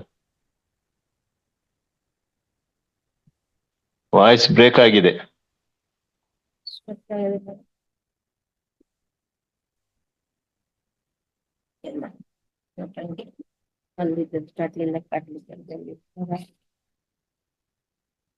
ತೊಂದರೆ ಏನು ಅಂತ ನಾವೇನು ಯೋಚನೆ ಮಾಡ್ತೀವಿ ಅದೇ ಆಗುತ್ತದೆ. ನಾವು ಏನು ಇಚ್ಛಿಸ್ತೇವೆಯೋ ಅದೇ ಆಗುತ್ತದೆ. ಈಗ ನಾವು ವೈದ್ಯರಾಗಬೇಕು ಅಂತ ಅನ್ಕೊಂಡ್ರೆ ವೈದ್ಯರೇ ಆಗ್ತೀವಿ. ಆಗ್ಬೇಕಂದ್ರೆ ಬೋಧಕರಾಗ್ತೀವಿ, ಸಂಗೀತಗಾರರಾಗ್ಬೇಕು ಅಂತ ಇಚ್ಛೆ ಪಟ್ರೆ ಸಂಗೀತಗಾರರಾಗ್ತೀವಿ. ಈ ತರ ಏನ್ ಯೋಚನೆ ಮಾಡಿದ್ಯೋ ಹಾಗೆ ಆಗುತ್ತೇವೆ. ಏನನ್ನು ಇಚ್ಛಿಸುತ್ತೇವೆಯೋ ಅದನ್ನೇ ನಿರ್ಧರಿಸುತ್ತೇವೆ. ನಾವು ಏನ್ ಮಾಡ್ಬೇಕು ಅಂತ ನಮ್ಮ ಆಸೆ ಇರುತ್ತೋ ಅದನ್ನೇ ನಿರ್ಧಾರ ಮಾಡ್ತೇವೆ. ಹಾಗಾಗಿ ನಾವು ಏನನ್ನೂ ನಿರ್ಧರಿಸದಿದ್ದರೆ ಏನನ್ನು ಪ್ರಕಟ ಮಾಡಲು ಸಾಧ್ಯವಿಲ್ಲ, ಏನನ್ನು ಸಾಧಿಸಲು ಕೂಡ ಸಾಧ್ಯವಾಗುವುದಿಲ್ಲ ಅಂತ ಇಲ್ಲಿ ಗುರುಗಳು ಹೇಳ್ತಾರೆ. ಹಾಗಾಗಿ ನಮ್ಮ ಜೀವನದಲ್ಲಿ ಏಳು ಬೀಳುಗಳು ಸಹ ನಮ್ಮ ಆಲೋಚನಾ ಶಕ್ತಿಯಿಂದಲೇ. ನಾವು ಮೇಲಕ್ಕೆ ಹೋಗುವುದು ಅಥವಾ ಕೆಳಕ್ಕೆ ಬೀಳ್ಬಹುದು, ಅದೆಲ್ಲವೂ ಕೂಡ ಆಲೋಚನಾ ಶಕ್ತಿಯಿಂದಲೇ ಅಂತ ಹೇಳ್ತೇವೆ. ಈಗ ನಮ್ಮ ಶಕ್ತಿಯುತವಾದ ಆಲೋಚನೆ ಅಥವಾ ಇಚ್ಛೆಗಳಿದ್ರೆ ನಾವು ಮೇಲೆ ಹೇಳ್ತೇವೆ. ನಮ್ಮ ಆಲೋಚನಾ ಶಕ್ತಿಯುತವಾಗಿದ್ರೆ ಬಲವಾಗಿದ್ರೆ ಅದು ನಾವು ಮೇಲೆ ಏರ್ತೇವೆ. ಅಥವಾ ಇಚ್ಛಾಶಕ್ತಿ ದೌರ್ಬಲ್ಯವಾಗಿದ್ರೆ ಅಥವಾ ಇಚ್ಛಾಶಕ್ತಿಯ ಕೊರತೆ ಇದ್ರೆ ನಾವು ಖಂಡಿತವಾಗ್ಲೂ ಕೆಳಗಡೆ ಇಳಿತೇವೆ. ನಾವ್ ಏನ್ ಅನ್ಕೊಂಡಿದೀವೋ ಅದನ್ನ ಸಾಧಿಸ್ಲಿಕ್ಕೆ ಸಾಧ್ಯ ಆಗೋದಿಲ್ಲ ಅಂತ ನಮ್ಮ ಗುರೂಜಿಯವರು ಇದನ್ನ ಹೇಳ್ತಾ ಇದ್ದಾರೆ. ಇನ್ನು ಆಲೋಚನಾ ಶಕ್ತಿಯಲ್ಲಿ ಪ್ರಮುಖವಾಗಿ 4 ವಿಧಗಳು ವಿಂಗಡಣೆ ಮಾಡಿದ್ದಾರೆ ಇದರಲ್ಲಿ. ಮೊದಲನೇದೇನು? ಘೋರವಾದ ಆಲೋಚನಾ ಶಕ್ತಿ. ಎರಡನೇದು ನಕಾರಾತ್ಮಕ ಆಲೋಚನಾ ಶಕ್ತಿ. ಮೂರನೇದು ನಿಶ್ಚಿತವಾದ ಆಲೋಚನಾ ಶಕ್ತಿ. ಹಾಗೆ 4ನೇದು ಅದ್ಭುತವಾದ ಆಲೋಚನಾ ಶಕ್ತಿ. ಹಾಗಾದ್ರೆ ಘೋರವಾದ ಆಲೋಚನಾ ಶಕ್ತಿ ಅಂದ್ರೆ ಏನು? ನಮ್ಮ ಯೋಚನೆಗಳು ಘೋರವಾಗಿದ್ದರೆ, ಘೋರ ಅಂದ್ರೆ ಘನಘೋರ ಅಂತಲ್ಲ, ಅದು ಒಳ್ಳೇದಲ್ಲ, ಅತಿ ಕೆಟ್ಟ ಒಂದು ಯೋಚನೆ ಅಂತ ಹೇಳ್ಬೋದು ನಾವು. ಉದಾಹರಣೆಗೆ ನಾವು ಮೊದಲನೇ ಸಲ ಕಾರ್ ಓಡಿಸ್ತಾ ಇದೀವಿ ಅಥವಾ ಬೈಕ್ ಓಡಿಸ್ತಾ ಇದೀವಿ ಅಂದ್ರೆ ಮನಸ್ಸಿನಲ್ಲಿ ಅನ್ಕೊಂತೀವಿ, ಅಯ್ಯೋ ನಾ ಮೊದಲನೇ ಸಲ ಓಡಿಸ್ತಾ ಇದೀನಿ, ಆಕ್ಸಿಡೆಂಟ್ ಆಗ್ಬಿಡತ್ತೇನೋ, ಅಥವಾ ನಾ ಏನಾದ್ರು ಆಕ್ಸಿಡೆಂಟ್ ಮಾಡ್ಬಿಡ್ತೀನೇನೋ, ಅಥವಾ ಏನಾದ್ರು ಬಿದ್ದು ಬಿಡ್ತೀನೇನೋ. ಮೇಡಮ್ ಯಾರೋ ಮಾತಾಡ್ತಿದ್ದಾರೆ, ಕೇಳಿಸ್ತಾ ಇದೆ ಮೇಡಮ್? ಕೇಳಿಸ್ತಿದೆ ಮ್ಯಾಮ್. ಯಾರ್ದು ಸೌಂಡ್ ಕೇಳ್ತಾ ಇದೆ? ಇಲ್ಲ, ಆದಷ್ಟು ಮ್ಯೂಟ್ ಮಾಡ್ತಾ ಇದ್ದೀನಿ ಮಾಸ್ಟರ್ಸ್ ನ. ಓಕೆ. ಹಾಗಾಗಿ ಘೋರವಾದ ಆಲೋಚನೆಗಳು ಅಂದ್ರೆ ಹೇಳಿದ್ವಲ್ಲ, ನಾವು ಆಕ್ಸಿಡೆಂಟ್ ಆಗ್ಬಿಡುತ್ತದೆ ನನಗೆ, ಅಥವಾ ನಾನು ಯಾರಿಗೂ ಆಕ್ಸಿಡೆಂಟ್ ಮಾಡ್ಬಿಡ್ತೀನಿ, ನಾನು ಟ್ರಾಫಿಕ್ ನಲ್ಲಿ ಹೋಗುವಾಗ ಗಾಡಿಯಿಂದ ಬಿದ್ದು ಬಿಡ್ತೀನಿ, ಅಥವಾ ನಂಗೆ ಇನ್ನೇನೋ ಆಗ್ಬಿಡತ್ತೆ ಅಂತ ಈ ತರ ಕೆಟ್ಟ ಆಲೋಚನೆಗಳು ಅವಶ್ಯಕತೆನೇ ಇಲ್ಲ ಅಂತ ಆಲೋಚನೆಗಳು ಮಾಡಿದ್ರೆ ಖಂಡಿತವಾಗ್ಲೂ ಹಾಗೇ ಆಗ್ತದೆ. ನಾವ್ ಏನ್ ಕೆಟ್ಟ ಆಲೋಚನೆ ಮಾಡಿದ್ರೆ ಅದೇ ಆಗ್ತದೆ. ಹಾಗಾಗಿ ನಾವು ಏನೇ ಆದ್ರೂ ಬೀಳಬಾರ್ದು ಎಂಬ ಭರವಸೆ ನಮಗಿದ್ರೆ ನಾವು ಬೀಳೋದಿಲ್ಲ. ಹಾಗಾಗಿ ಈ ತರ ಕೆಟ್ಟ ಆಲೋಚನೆಗಳನ್ನ ಮಾಡಬಾರ್ದು. ಯಾಕೆಂದ್ರೆ ನಮ್ಮ ಚಿತ್ತ ಯಾವಾಗ್ಲೂ ಪ್ರಾರಂಭದಲ್ಲಿ ಸೋಲನ್ನೇ ಅನುಭವಿಸ್ತಾ ಇರುತ್ತೆ. ನಾವು ಏನು ನಮ್ಗೆ ಈಗ ಹೇಳ್ತಾರೆ ದೊಡ್ಡವರೆಲ್ಲ ಮೊದ್ಲು ಹೇಳ್ತಾರೆ, ಸೋಲೇ ಗೆಲುವಿನ ಸೋಪಾನ. ಮೊದ್ಲು ಹಂಗೆ ಸೋಲಾಗುತ್ತೆ, ಆಮೇಲೆ ಸರಿ ಹೋಗುತ್ತೆ. ಮೊದ್ಲು ಕೆಟ್ಟ ಮೇಲೆ ಬುದ್ಧಿ ಬಂತು ಅಂತಾರಲ್ಲ, ಅಂತ ಮಾತೆಲ್ಲ ಹೇಳ್ತಾರೆ.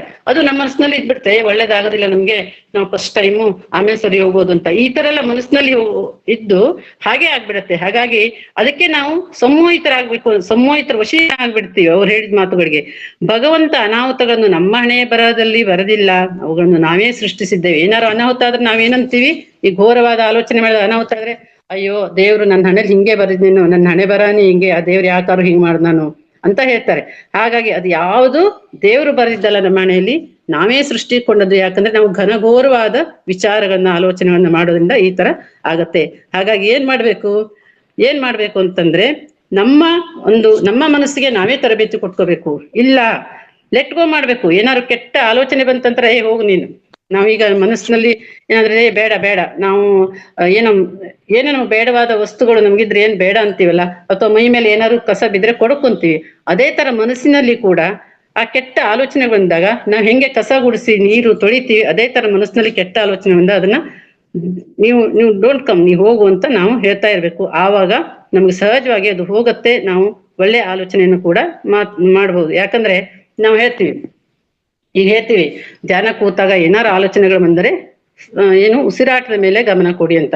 ಅದೇ ತರ ಇಲ್ಲೂ ಕೂಡ ಯಾವುದೇ ಆಲೋಚನೆ ಬರ್ಲಿಕ್ಕೆ ನಾವು ಅವಕಾಶನೇ ಕೊಡಬಾರ್ದು. ನಮಗೆ ನಮ್ಮ ಸ್ನೇಹಿತರಿರ್ಬೋದು, ನಮ್ಮ ಕುಟುಂಬದವರಿರ್ಬೋದು, ನಮ್ಮ ಮನಸ್ಸಿಗೆ ನಾವು ಆ ತರ ಟ್ರೈನಿಂಗ್ ಅನ್ನ ಕೊಟ್ಕೋಬೇಕು. ಕೆಟ್ಟ ಆಲೋಚನೆಗಳು ಒಳಗ್ ಬರ್ಲಿಕ್ಕೆ ಬಿಡಬಾರ್ದು. ಇದು ಒಂದನೇದು. ಎರಡನೇದು ನಕಾರಾತ್ಮಕ ಆಲೋಚನಾ ಶಕ್ತಿ. ಇದು ಈ ಘೋರವಾದ ಆಲೋಚನಾ ಶಕ್ತಿಗಿಂತ ಒಂದು ಸ್ವಲ್ಪ ಉತ್ತಮ ಅಂತ ಹೇಳ್ಬೋದು. ಹೇಗೆ ಅಂದ್ರೆ ಇದು 50-50 ಅಂತಾರಲ್ಲ ಹಾಗೆ. ಇದು ಹೇಗೆ ಅಂದ್ರೆ, ಈಗ ವಿದ್ಯಾರ್ಥಿಗಳು, ನಾನು ಪರೀಕ್ಷೆ ಬರ್ದಿದ್ದೀನಿ, ಪಾಸ್ ಆಗ್ಬೋದು ಅಥವಾ ಫೇಲ್ ಆಗ್ಬೋದು. ಪಾಸ್ ಆದ್ರೂ ಪರವಾಗಿಲ್ಲ, ಫೇಲ್ ಆದ್ರೂ ಪರವಾಗಿಲ್ಲ, ಉತ್ತಮ ಫಸ್ಟ್ ಕ್ಲಾಸ್ ಆದ್ರೂ ಪರವಾಗಿಲ್ಲ, ಓಕೆ ಫೇಲ್ ಆದ್ರೂ ಪರವಾಗಿಲ್ಲ, ಹೆಂಗೋ ನಾ ಬರ್ದಿದ್ದೀನಿ ಅಂತ. ಅಥವಾ ನಾನೇನೋ ಒಂದು ಗುರಿ ಇಟ್ಕೊಂಡಿದ್ದೆ, ಬಹುಶಃ ತಲುಪಲ್ಲ, ನಾ ಗುರಿ ಇಟ್ಕೊಂಡಿದ್ದು ಆಗೋದಿಲ್ಲ, ಆದ್ರೂ ಆಗ್ಬಹುದು, ಈ ತರ ಹೇಳ್ತಾರಲ್ಲ 50-50 ಆಗ್ಬಹುದು ಅಥವಾ ಬಿಡ್ಬೋದು. ಪರೀಕ್ಷೆ ಬರೆದೇನೆ ಫೇಲ್ ಆಗ್ಬೋದು, ಅಥವಾ ಯಾವ್ದೋ ಒಂದು ಅಂಗಡಿ ಇಟ್ಟಿದ್ದೇನೆ ಅದು ಸಕ್ಸಸ್ ಆಗ್ಬೋದು, ಲಾಸ್ ಆಗ್ಬೋದು, ಇಲ್ಲ ಲಾಭ ಆಗ್ಬೋದು, ಏನಾಗುತ್ತೋ ಏನು. ನಾನು ಯಾವ್ದೋ ಒಂದು ಟ್ರೈನಿಂಗ್ ಹೋಗ್ತಾ ಇದ್ದೇನೆ, ಟ್ರೈನಿಂಗ್ ಮುಗಿಸ್ತೀನೋ ಇಲ್ವಾ, ಈ ತರವಾದ ಆಗ್ಬೋದು ಬಿಡ್ಬೋದು, ಆಗ್ಬೋದು ಬಿಡ್ಬೋದು, ಈ ತರ ಒಂದು ನೆಗೆಟಿವ್ ಪಾಸಿಟಿವ್ ಎರಡು ಮಿಕ್ಸ್ಡ್ ಮಾಡ್ತೀವಲ್ಲ, ಅದು ಆಗ್ಬಹುದು ಅಥವಾ ಇಲ್ಲದೆ ಇರ್ಬೋದು. ನಾವು ಪದೇ ಪದೇ ಆಗದೇ ಇಲ್ಲ ಅಂತ ಇದ್ರೆ, ಈಗ ಒಬ್ಬ ವ್ಯಕ್ತಿ ಒಂದು ಸ್ಟೂಡೆಂಟ್ ಪರೀಕ್ಷೆ ಬರೆದು ನಾನು 40 ಬೀಳ್ಬಹುದು 40 ಬೀಳ್ಬಹುದು ಅನ್ಕೊಂಡ್ರೆ 40 ಬೀಳ್ಲಿಕ್ಕಿಲ್ಲ, 38 ಬೀಳ್ಬಹುದು, ನಾ ಫೇಲ್ ಆಗ್ಬಿಡ್ತೀನಿ ಅನ್ಕೊಂಡ್ರೆ ನಿಜವಾಗ್ಲೂ ಆ ಪಾಸ್ ಆಗೋ ಸ್ಟೂಡೆಂಟ್ ಕೂಡ 2 ಮಾರ್ಕ್ಸ್ ಕಡಿಮೆ ಬಿದ್ದು ಫೇಲ್ ಆಗುವಂತ ಚಾನ್ಸಸ್ ಇರುತ್ತೆ. ಪಾಸ್ ಆಗಿ ಏನೋ ಪಾಸ್ ಆಗ್ತದೆ ಅಂತ ಒಂದು ಎವರೇಜ್ ಅವ್ರು ಅಂದ್ಕೊಂಡ್ರೆ 2 ಮಾರ್ಕ್ಸ್ ಅವನಿಗೆ ಜಾಸ್ತಿ ಬಿದ್ದು ಪಾಸ್ ಆಗಬಾರ್ದು. ಇದೆಲ್ಲ ಮಾಸ್ಟರ್ಸ್ ನಮ್ಮ ಆಲೋಚನಾ ಶಕ್ತಿ, ಆ ಸಬ್ ಕಾನ್ಶಿಯಸ್ ಮೈಂಡಿಗೆ ಹೋಗಿ ಆಗುವಂತ ವಿಚಾರಗಳು. ಇದು ಸುಲಭವಾದಲ್ಲಿ ಕೆಲವೊಂದು ನನ್ನ ಅನುಭವ ಆಗಿದೆ ಇದ್ದದ್ರಲ್ಲಿ. ಹಾಗಾಗಿ ಈ ಘೋರವಾದ ಯೋಚನೆಗಿಂತ ನಕಾರಾತ್ಮಕ ಆಲೋಚನೆ ಸ್ವಲ್ಪ ಉನ್ನತವಾದದ್ದು. ಯಾಕಂದ್ರೆ ಇದು ಅರ್ಧ ಭಾಗದಷ್ಟು ಸರಿ ಹೋಗುತ್ತೆ, ಪೂರ್ಣ ಕೆಟ್ಟದಾಗೋದಿಲ್ಲ ಅಥವಾ ಪೂರ್ಣ ಒಳ್ಳೇದಾಗೋದಿಲ್ಲ. ಹಾಗಾಗಿ ಅದಕ್ಕಿಂತ ಇದು ಸ್ವಲ್ಪ ಉತ್ತಮ ಆಗ್ಬಹುದು ಅಂತ ಹೇಳ್ತಾರೆ. ಹಾಗಾಗಿ ಯೋಚನಾ ಶಕ್ತಿ ಅನ್ನೋದು ತುಂಬಾ ಮಹತ್ವಪೂರ್ಣವಾದದ್ದು. ಈಗ ಈ ಘೋರ ಯೋಚನೆಗಳು ಅನಾಹುತಗಳನ್ನು ಉತ್ಪನ್ನ ಮಾಡುತ್ತವೆ, ಹಾಗೆ ಅನಾಹುತಗಳನ್ನ ಆಕರ್ಷಣೆ ಮಾಡುತ್ತೆ. ಘೋರವಾದ ಆಲೋಚನಾ ಶಕ್ತಿ ಅನಾಹುತವನ್ನೇ ಉತ್ಪನ್ನ ಮಾಡುತ್ತೆ, ಅನಾಹುತವನ್ನೇ ಆಕರ್ಷಣೆ ಮಾಡುತ್ತೆ. ಹಾಗೆ ನಕಾರಾತ್ಮಕ ಯೋಚನೆಗಳು ಸೋಲುಗಳನ್ನ ಆಕರ್ಷಿಸುತ್ತದೆ, ಹಾಗೆ ಸೋಲುಗಳನ್ನ ಆಕರ್ಷಿಸುತ್ತೆ, ಹಾಗೆ ಸೋಲುಗಳನ್ನೇ ಉತ್ಪನ್ನ ಮಾಡುತ್ತೆ. ಹಾಗಾಗಿ ಇಲ್ಲಿ ಘೋರವಾದ ಆಲೋಚನೆಗಿಂತ ನಕಾರಾತ್ಮಕ ಆಲೋಚನೆ ಸ್ವಲ್ಪ ಪರವಾಗಿಲ್ಲ ಅಂತ ಹೇಳ್ತಾರೆ. 3ನೇದು ನಿಶ್ಚಿತವಾದ ಆಲೋಚನಾ ಶಕ್ತಿ. ಅಂದ್ರೆ ಈ ನಿಶ್ಚಿತವಾದ ಆಲೋಚನಾ ಶಕ್ತಿ ಅಂತ ಅದು 2ಕ್ಕಿಂತ ಇದು ಒಳ್ಳೇದು. ಇಲ್ಲಿ ಏನ್ ಮಾಡ್ತಾರೆ ಅಂದ್ರೆ, ನಾನು ಆಗದೇ ಇಲ್ಲ ಅಂತ ಹೇಳೋದಿಲ್ಲ, ಅಥವಾ ಆಗ್ಬೋದು ಬಿಡ್ಬೋದು ಅಂತ ಹೇಳೋದಿಲ್ಲ. ಒಂದು ಎವರೇಜ್, ನಾನು ಪಾಸ್ ಆಗ್ತೀನಿ, ನಾನು ಫಸ್ಟ್ ಕ್ಲಾಸ್ನಲ್ಲಿ ಪಾಸ್ ಆಗ್ತೀನಿ, ಅಥವಾ ನಾನು ಓಡಿಸ್ತೀನಿ, ಅಥವಾ ನಾನು ಒಂದು ಅಂಗಡಿ ಇಟ್ಟು ಚೆನ್ನಾಗಿ ಮಾಡ್ತೀನಿ, ಈ ತರ ಒಂದು ಎವರೇಜ್ ಅಲ್ಲಿ ಇರ್ತಾರೆ. ಅಂದ್ರೆ ನಾನು ಖಂಡಿತವಾಗಿ ಉತ್ತೀರ್ಣನಾಗುತ್ತೇನೆ ಪರೀಕ್ಷೆಯಲ್ಲಿ ಅನ್ನುವಂತ ವಿದ್ಯಾರ್ಥಿಗಳು ಹೇಳುವಂತ ಒಂದು ಮಾತು. ಅಥವಾ ನಾ ಮೊದಲನೇ ಬಾರಿ ಗಾಡಿಯನ್ನ ಓಡಿಸ್ತಾ ಇದ್ದೇನೆ, ಚೆನ್ನಾಗೇ ಓಡಿಸ್ತೇನೆ, ಯಾವುದೇ ತರ ತೊಂದರೆ ಮಾಡ್ಕೊಳ್ಳೋದಿಲ್ಲ ಅನ್ನುವಂತ ಒಂದು ವಿಚಾರವನ್ನ ಇಲ್ಲಿ ತಿಳ್ಕೋಬಹುದು. ಹಾಗಾಗಿ ಇದು ನಿಶ್ಚಿತವಾದ ಆಲೋಚನೆ ಶಕ್ತಿ ಅಂತ ಇದಕ್ಕೆ ಕರೀತಾರೆ. ಅಂದ್ರೆ ಧ್ಯಾನದಲ್ಲಿ ಕುಳಿತುಕೊಳ್ತೇನೆ, ನನಗೆ ಯಾವುದೇ ತರ ನನ್ನ ಕೆಟ್ಟ ಯೋಚನೆಗಳು ಬರುವುದಿಲ್ಲ, ನನ್ನ ಮನಸ್ಸನ್ನ ನಾನು ಹತೋಟಿಯಲ್ಲಿ ಇಟ್ಕೊಳ್ತೇನೆ. ಇಂಥ ಒಂದು ವಿಶಿಷ್ಟವಾದ ಆಲೋಚನಾ ಶಕ್ತಿ ಅಂತ ಇದಕ್ಕೆ ಉದಾಹರಣೆಗಳನ್ನ ನಾವು ಹೇಳ್ಬೋದು. ಹಾಗೆ ನಾನು ಸಂಗೀತ ಕಲಿಯುವಾಗ ಒಳ್ಳೆ ಸಂಗೀತಗಾರರಾಗ್ತೀನಿ ಅನ್ನೋದು, ಇದೇ ತರ ನಾವು ಒಂದು ಉದಾಹರಣೆಗಳನ್ನ ಇದಕ್ಕೆ ಕೊಡ್ಬೋದು. ಹಾಗೆ ನಾನು ಪ್ರಯತ್ನಿಸುತ್ತೇನೆ, ನಾನು ಧ್ಯಾನ ಮಾಡ್ತೇನೆ, ಅದರಲ್ಲಿ ಸಾಧನೆ ಮಾಡಬಹುದು, ಇದೆಲ್ಲ ಇದಕ್ಕೆ ಒಂದು ಉದಾಹರಣೆ ಅಂತ ನಾವು ಹೇಳ್ಬೋದು. ಹಾಗೆಯೇ ನಾವು ಮನಸ್ಸಿನಲ್ಲಿ ನಿಶ್ಚಿತವಾದ ಯೋಚನೆಯನ್ನು ಇಟ್ಟುಕೊಂಡಿದ್ದರೆ ಗೆಲುವು ಖಂಡಿತವಾಗಲೂ ಸಿಗುತ್ತದೆ. ನಾವು ಮನಸ್ಸಿನಲ್ಲಿ ನಿಶ್ಚಿತವಾಗಿ ಹೀಗೆ ಆಗ್ಬೇಕು ಅನ್ನುವಂತ ಒಂದು ಗುರಿಯನ್ನ ಇಟ್ಕೊಂಡಿದ್ರೆ ಖಂಡಿತವಾಗಿ ಅದಕ್ಕೂ ಗೆಲುವು ಸಿಗತ್ತೆ. ಹಾಗೆ ಒಂದೇ ಹೆಜ್ಜೆ ಮುಂದೆ ಹೋಗಿ 2 ಹೆಜ್ಜೆ ಹಿಂದೆ ಇಡುದಿಲ್ಲ, 1 ಹೆಜ್ಜೆ ಮುಂದೆ ಹೋಗಿ ಮುಂದೆ ಮುಂದೆ ಮುಂದೆ ಹೆಜ್ಜೆಯನ್ನ ಇಡ್ತಾನೆ ಹೋಗ್ತೀವಿ. ಹಾಗಾಗಿ ನಕಾರಾತ್ಮಕ ಯೋಚನೆಯ ರೀತಿ ನಿಶ್ಚಿತವಾದ ಯೋಚನೆ ಮುನ್ನುಗ್ಗುವ ಹೆಜ್ಜೆಗಳನ್ನು ಒಳಗೊಂಡಿರುತ್ತದೆ. ಈ ನಕಾರಾತ್ಮಕ ಯೋಚನೆಯಲ್ಲೇನು 1 ಹೆಜ್ಜೆ ಮುಂದೆ 2 ಹೆಜ್ಜೆ ಹಿಂದೆ, ಆದ್ರೆ ನಿಶ್ಚಿತವಾದ ಹಾಗಲ್ಲ, ಹೆಜ್ಜೆಯನ್ನ ಮುಂದಿಡ್ತಾ ನಮ್ಮ ಗುರಿಯನ್ನು ತಲುಪಲಿಕ್ಕೆ ಸಾಧ್ಯ ಆಗುವಂತ ಗೆಲುವನ್ನ ನಾವು ಪಡೆಯಲಿಕ್ಕೆ ಸಾಧ್ಯ ಆಗುತ್ತದೆ. ಇನ್ನು 4ನೇದು ಅದ್ಭುತವಾದ ಆಲೋಚನಾ ಶಕ್ತಿ. ಅದ್ಭುತವಾದ ಆಲೋಚನಾ ಶಕ್ತಿ ಅಂದ್ರೆ ಏನು? ಇವ್ರು ಹೇಳ್ತಾರೆ, ಇದು ಅತ್ಯಂತ ಪ್ರಧಾನವಾದ ಆಲೋಚನಾ ಶಕ್ತಿ, ಅದೇ ಅದ್ಭುತವಾದ ಆಲೋಚನಾ ಶಕ್ತಿ. ನಮ್ಮ ಆಲೋಚನಾ ಶಕ್ತಿಯಲ್ಲಿ ಅದ್ಭುತವಾದ ಆಲೋಚನಾ ಶಕ್ತಿ ಅಂದ್ರೆ ಅತಿ ಪ್ರಧಾನವಾದದ್ದು. ಇದಿದ್ರೆ ನಾವು ಏನನ್ ಬೇಕಾದ್ರೂ ಸಾಧಿಸಬಹುದು. ಇಲ್ಲಿ ಹೇಗೆ ಅಂದ್ರೆ, ಇಲ್ಲಿ ಮೇಡಮ್ ಕೇಳ್ತಾ ಇದ್ಯಾ? ಎಸ್ ಮ್ಯಾಮ್, ಕೇಳಿಸ್ತಿದೆ ಮ್ಯಾಮ್. ಇಲ್ಲಿ ಹೇಗೆ ಅಂತಂದ್ರೆ, ಉನ್ನತ ವ್ಯಕ್ತಿಗಳನ್ನ ನಾವಿಲ್ಲಿ ಉದಾಹರಣೆ ತಗೋಬಹುದು. ಅತ್ಯುನ್ನತ ವ್ಯಕ್ತಿಗಳು, ಈಗ ಫಾರ್ ಎಕ್ಸಾಂಪಲ್ ಗೌತಮ ಬುದ್ಧರು, ನಮ್ಮ ಪತ್ರಿಜಿ ಗುರುಗಳು, ಹಾಗೆ ಯೇಸು ಕ್ರಿಸ್ತರು, ವಿವೇಕಾನಂದರು, ಪರಮಹಂಸರು, ಇನ್ನು ಎಷ್ಟೆಷ್ಟೆಲ್ಲ ಅದ್ಭುತ ವ್ಯಕ್ತಿಗಳನ್ನ ಇಲ್ಲಿ ಉದಾಹರಣೆ ತಗೋಬಹುದು. ಯಾಕೆಂದ್ರೆ ಅವ್ರು ಏನ್ ಅನ್ಕೊಂಡಿದ್ದಾರೆ ಅದನ್ನ ಸಾಧನೆ ಮಾಡಿದ್ದಾರೆ. ಇಲ್ಲಿ ಅದ್ಭುತವಾದ ಆಲೋಚನೆ ಶಕ್ತಿಯಲ್ಲಿ ನಾವೊಂದು ಉದಾಹರಣೆ ಹೇಳ್ಬೇಕಂದ್ರೆ, ನಾವು ಧ್ಯಾನವನ್ನು ಮಾಡುವಾಗ 3ನೇ ಕಣ್ಣನ್ನು ತೆರೆಯುತ್ತೇನೆ, ನಾವು ನಾನು 3ನೇ ಕಣ್ಣು ತೆರಲಿಕ್ಕೆ ನನಗೆ ಪ್ರಕೃತಿ ಸಹಾಯ ಮಾಡುತ್ತದೆ, ಯಾಕೆಂದ್ರೆ ನಾನು ತುಂಬಾ ಆಳವಾಗಿ ಧ್ಯಾನದಲ್ಲಿ ಇರ್ತೇನೆ. ಈ ತರ ನಾವು ಮನಸ್ಸಿನಲ್ಲಿ ಅಂದುಕೊಳ್ಳೋದು ಅದ್ಭುತವಾದ ಆಲೋಚನೆ ಶಕ್ತಿ. ಇಲ್ಲಾಂದ್ರೆ ನಾನು ಧ್ಯಾನ ಮಾಡ್ತಿದ್ರಿ ಆದ್ರೆ ನನಗೆ ನನಗೆ ಏನೇನೋ ಯೋಚನೆಗಳು ಬರ್ತವೆ, ನನಗೆ ಕುತ್ಕೊಳ್ಳಿಕ್ಕೆ ಆಗೋದಿಲ್ಲ, ನನಗೆ ಹಾಗಾಗತ್ತೆ ಹೀಗಾಗತ್ತೆ ಅಂತಾರಲ್ಲ, ಅದು ಅಂದ್ಕೊಂಡು ನಿಜವಾಗ್ಲೂ ಆಗೋದಿಲ್ಲ. ಅದ್ಭುತವಾಗಿ ನಾವು ಹೌದು ನನ್ ಪ್ರಕೃತಿ ಸಹಾಯ ಮಾಡ್ತೇನೆ, ನಾನು ಖಂಡಿತವಾಗ್ಲೂ ಆಳವಾಗಿ ಧ್ಯಾನದಲ್ಲಿ ಕುಳಿತುಕೊಳ್ತೇನೆ ಅಂದ್ರೆ 3ನೇ ಕಣ್ಣು ತೆರೆಯುತ್ತದೆ, ನಾನು ತೆರೆಸ್ತೇನೆ ಅಂತಂದ್ರೆ ಖಂಡಿತವಾಗ್ಲೂ ಅದು ಹಾಗೆ ಆಗತ್ತೆ ಅನ್ನುವಂತ ಮಾತನ್ನ ಹೇಳ್ತಾರೆ. ಇದೇ ಅದ್ಭುತವಾದ ಆಲೋಚನೆ ಶಕ್ತಿ. ಅಂದ್ರೆ ಇಲ್ಲಿ ನಾವು ಒಂದು ಉದಾಹರಣೆ ಹೇಳ್ಬೇಕಂದ್ರೆ, ಈಗ ಅವಾಗಿಂದ ಹೇಳ್ತಾ ಇದ್ದೀನಿ, ನಾನು ಕಾರನ್ನು ಓಡಿಸ್ತೇನೆ ಬಿದ್ದು ಬಿಡ್ತೀನಿ ಅಂತ ಅಲ್ಲಿ ಹೇಳ್ತೀವಿ. ಆದ್ರೆ ಇಲ್ಲಿ ಇಲ್ಲ, ನಾನು ಒಂದು 15 ನಿಮಿಷದೊಳಗೆ ನನ್ನ ಕಾರನ್ನು ಸ್ಕೂಟಿಯನ್ನು ಒಂದು ರೌಂಡ್ ಹಾಕೊಂಡು ಬರ್ತೀವಿ ಸಿಟಿಲೆಲ್ಲ ಅಂತ ಒಂದು ಮಾತಾಡಬಹುದು. ಅಥವಾ ನಾನು ಒಂದು ಅಂಗಡಿ ಇಡ್ತೀನಿ, ಅದರಲ್ಲಿ ಖಂಡಿತವಾಗ್ಲಿ 100ಕ್ಕೆ 100 ಯಶಸ್ಸು ತಗೊಂತೀನಿ. ಹಾಗೆ ತುಂಬಾ ಜನರಿಗೆ ನಾನು ಅದರಲ್ಲಿ ಕೆಲಸವನ್ನು ಕೊಡ್ತೇನೆ, ದೊಡ್ಡ ಫ್ಯಾಕ್ಟ್ರಿ ಮಾಡ್ತೀನಿ. ಹೀಗೆಲ್ಲ ಅದ್ಭುತವಾದ ಆಲೋಚನೆಗಳನ್ನ ಇಟ್ಕೊಂಡ್ರೆ ನಿಜವಾಗ್ಲೂ ಅದು ಹಾಗೆ ಆಗತ್ತೆ. ಹಾಗೆ ಯಾಕೆ ಅಂತಂದ್ರೆ ಇದು ಸುಮ್ಮನೆ ಹೇಳ್ಬಿಟ್ಟಾಗಿಲ್ಲ, ನಮಗೆ ಅಪಾರವಾದ ಆತ್ಮವಿಶ್ವಾಸದಿಂದ ಇರಬೇಕು. ಅಪಾರವಾದ ಆತ್ಮವಿಶ್ವಾಸ ಇದ್ರೆ ಮಾತ್ರ ಇದು ಈ ಅದ್ಭುತವಾದ ಸೃಷ್ಟಿ ಆಗುತ್ತದೆ. ಒಂದು ಅದ್ಭುತವಾದ ಆಲೋಚನೆ ಅಂದ್ರೆ ನಾವು ಅದ್ಭುತವಾದ ಆಲೋಚನೆ ಅಂತಂದ್ರೆ ನಾವು ಆತ್ಮವಿಶ್ವಾಸ ಕೂಡ ನಮ್ಗೆ ಅಷ್ಟೇ ಇರ್ಬೇಕು, ಆವಾಗ ಅದು ಅದ್ಭುತವಾಗಿ ಸೃಷ್ಟಿ ಆಗುತ್ತದೆ. ಅದೇ ಅದ್ಭುತವಾದ ಆಲೋಚನೆ. ಹಾಗೆ ಯೇಸು ಕ್ರಿಸ್ತರು ಹೇಳ್ತಾರೆ, ನಾನು ಏನನ್ನು ಸಾಧಿಸಿದ್ದೇನೆ ನೀವು ಕೂಡ ಇನ್ನು ಹೆಚ್ಚಿನ ಪ್ರಮಾಣದಲ್ಲಿ ಸಾಧಿಸಬಹುದು. ಯಾಕೆಂದ್ರೆ ವಿಶ್ವದಲ್ಲಿರುವ ಉತ್ತಮ ಬೋಧಕರೆಲ್ಲರೂ ನಿಶ್ಚಲವಾದ ಯೋಚನೆಗಿಂತ ಇನ್ನೂ ಮುಂದೆ ಹೋಗಿದ್ದಾರೆ. ಅವರೆಲ್ಲರೂ ಅದ್ಭುತ ಯೋಚನೆಯ ಬೋಧಕರು. ಅವರು ಹೆಚ್ಚು ಯೋಚನೆ ಮಾಡ್ತಾರೆ, ಹೆಚ್ಚು ಅದ್ಭುತವಾದ ಯೋಚನೆಗಳಿಂದ ಅವರು ಮುಂದೆ ಹೋಗಿದ್ದಾರೆ. ನಮ್ಮ ಹಿಂದೂ ಧರ್ಮದ ಪುರಾಣವನ್ನು ಮೆಲುಕು ಹಾಕಿದ್ದಾರೆ. ನಾವು ಗುರುಗಳು ಹೇಳ್ತಾರೆ, ನಮ್ಮ ಹಿಂದೂ ಧರ್ಮದ ಪುರಾಣವನ್ನು ನಾವು ಹೇಳ್ತೀವಿ ಈಗ, ಅಯ್ಯೋ ಹಿಂದಿನ ಜನರು ಏನ್ರಿ 100 ವರ್ಷ ಬದುಕ್ತಿದ್ರು, ನಾವೀಗ 50-60 ವರ್ಷಕ್ಕೆ, ನಮ್ಗೆ 60 ವರ್ಷಕ್ಕೆ ಸುಸ್ತಾಗ್ಬಿಟ್ಟಿದೆ, ನಾವು 70 ವರ್ಷ ಇದ್ರೆ ಸಾಕು, ಈ ತರ ಎಲ್ಲ ಯೋಚನೆ ಮಾಡ್ತೀವಿ. ಹಿಂದಿನ ಜನರು ಯಾಕೆ ಹಂಗಿದ್ರು, ಅವರ ಜೀವನ ಶೈಲಿ ಹಂಗಿತ್ತು, ಅವರ ಆಹಾರ ವಿಹಾರ, ಅವರ ಕೆಲಸಗಳು ಹೆಂಗಿದ್ವು, ಎಷ್ಟು ಪರಿಶ್ರಮ ಪಡ್ತಿದ್ರು, ಅದನ್ನೆಲ್ಲ ಆಲೋಚನೆ ಮಾಡಿದ್ರೆ ಆ ಒಂದು ಯುಗಕ್ಕೂ ಈ ನಾವು ಇರುವಂತ ಜೀವನ ಶೈಲಿಗೂ ಅಜಗಜಾಂತರ ಹೆಚ್ಚು ಕಡಿಮೆ ಇದೆ. ಯಾಕಂದ್ರೆ ಅಲ್ಲಿ ಯಾವಾಗೆಲ್ಲ ಶ್ರಮ ಪಡ್ಬೇಕಿತ್ತು, ಎಲ್ಲ ಕೈಯಲ್ಲಿ ಮಾಡ್ಬೇಕಿತ್ತು. ಇವಾಗೇನು ಮಾತೆತ್ರೆ ಮಿಕ್ಸಿ, ಮಾತೆತ್ರೆ ಗ್ರೈಂಡ್ರು, ಮಾತೆತ್ರೆ ಫ್ರಿಜ್ಜು, ಎಲ್ಲದಕ್ಕೂ ನಾವು ಯಾಂತ್ರಿಕವಾಗಿ ಜೀವನ ಮಾಡ್ತಾ ಇದ್ವಿ. ಹಾಗಾಗಿ ಅವರು ಹೇಳ್ತಾರೆ, ನಾವು ಎಷ್ಟೋ ಜನರು ನಾವು ಸಾಯುವುದೇ ಇಲ್ಲವೆಂದು ನಿರ್ಧರಿಸಿರುವವರನ್ನು ಕಾಣಬಹುದು. ಹಿಂದೂ ಪುರಾಣದ ಪ್ರಕಾರ ಎಷ್ಟೋ ಜನರು ನಾವು ಸಾಯುವುದೇ ಇಲ್ಲವೆಂದು ನಿರ್ಧರಿಸಿರುವವರನ್ನು ಕಾಣಬಹುದು. ಅವರು ಅಂದುಕೊಂಡ ಹಾಗೆ ಸಾಧಿಸುತ್ತಿದ್ದರು, ಹಾಗೆ ಅವರು ದೈಹಿಕ ಅಮರತ್ವವನ್ನು ಕೂಡ ಸಾಧಿಸಿದರು. ನೋಡಿ, ಅವರು ಎಷ್ಟೊಂದು ಅವರ ಆಲೋಚನೆ ಶಕ್ತಿಯಿಂದ ಏನೇನೆಲ್ಲ ಅವರು ಯೋಚನೆ ಮಾಡಿ ಅವರು ಏನೇನು ಸಾಧನೆ ಮಾಡಿದ್ದಾರೆ ಅನ್ನೋದು ನಾವಿಲ್ಲಿ ಯೋಚನೆ ಮಾಡಬಹುದು. ಮನುಷ್ಯನ ದೇಹ 50 ಅಥವಾ 60 ಅಥವಾ 70 ವರ್ಷಗಳ ಕಾಲ ಮಾತ್ರ ಬದುಕಬಹುದು. ಇದನ್ನು ನಿಮಗೆ ಯಾರು ಹೇಳಿದರು ಅಂತ ಗುರುಗಳು ಕೇಳ್ತಾರೆ.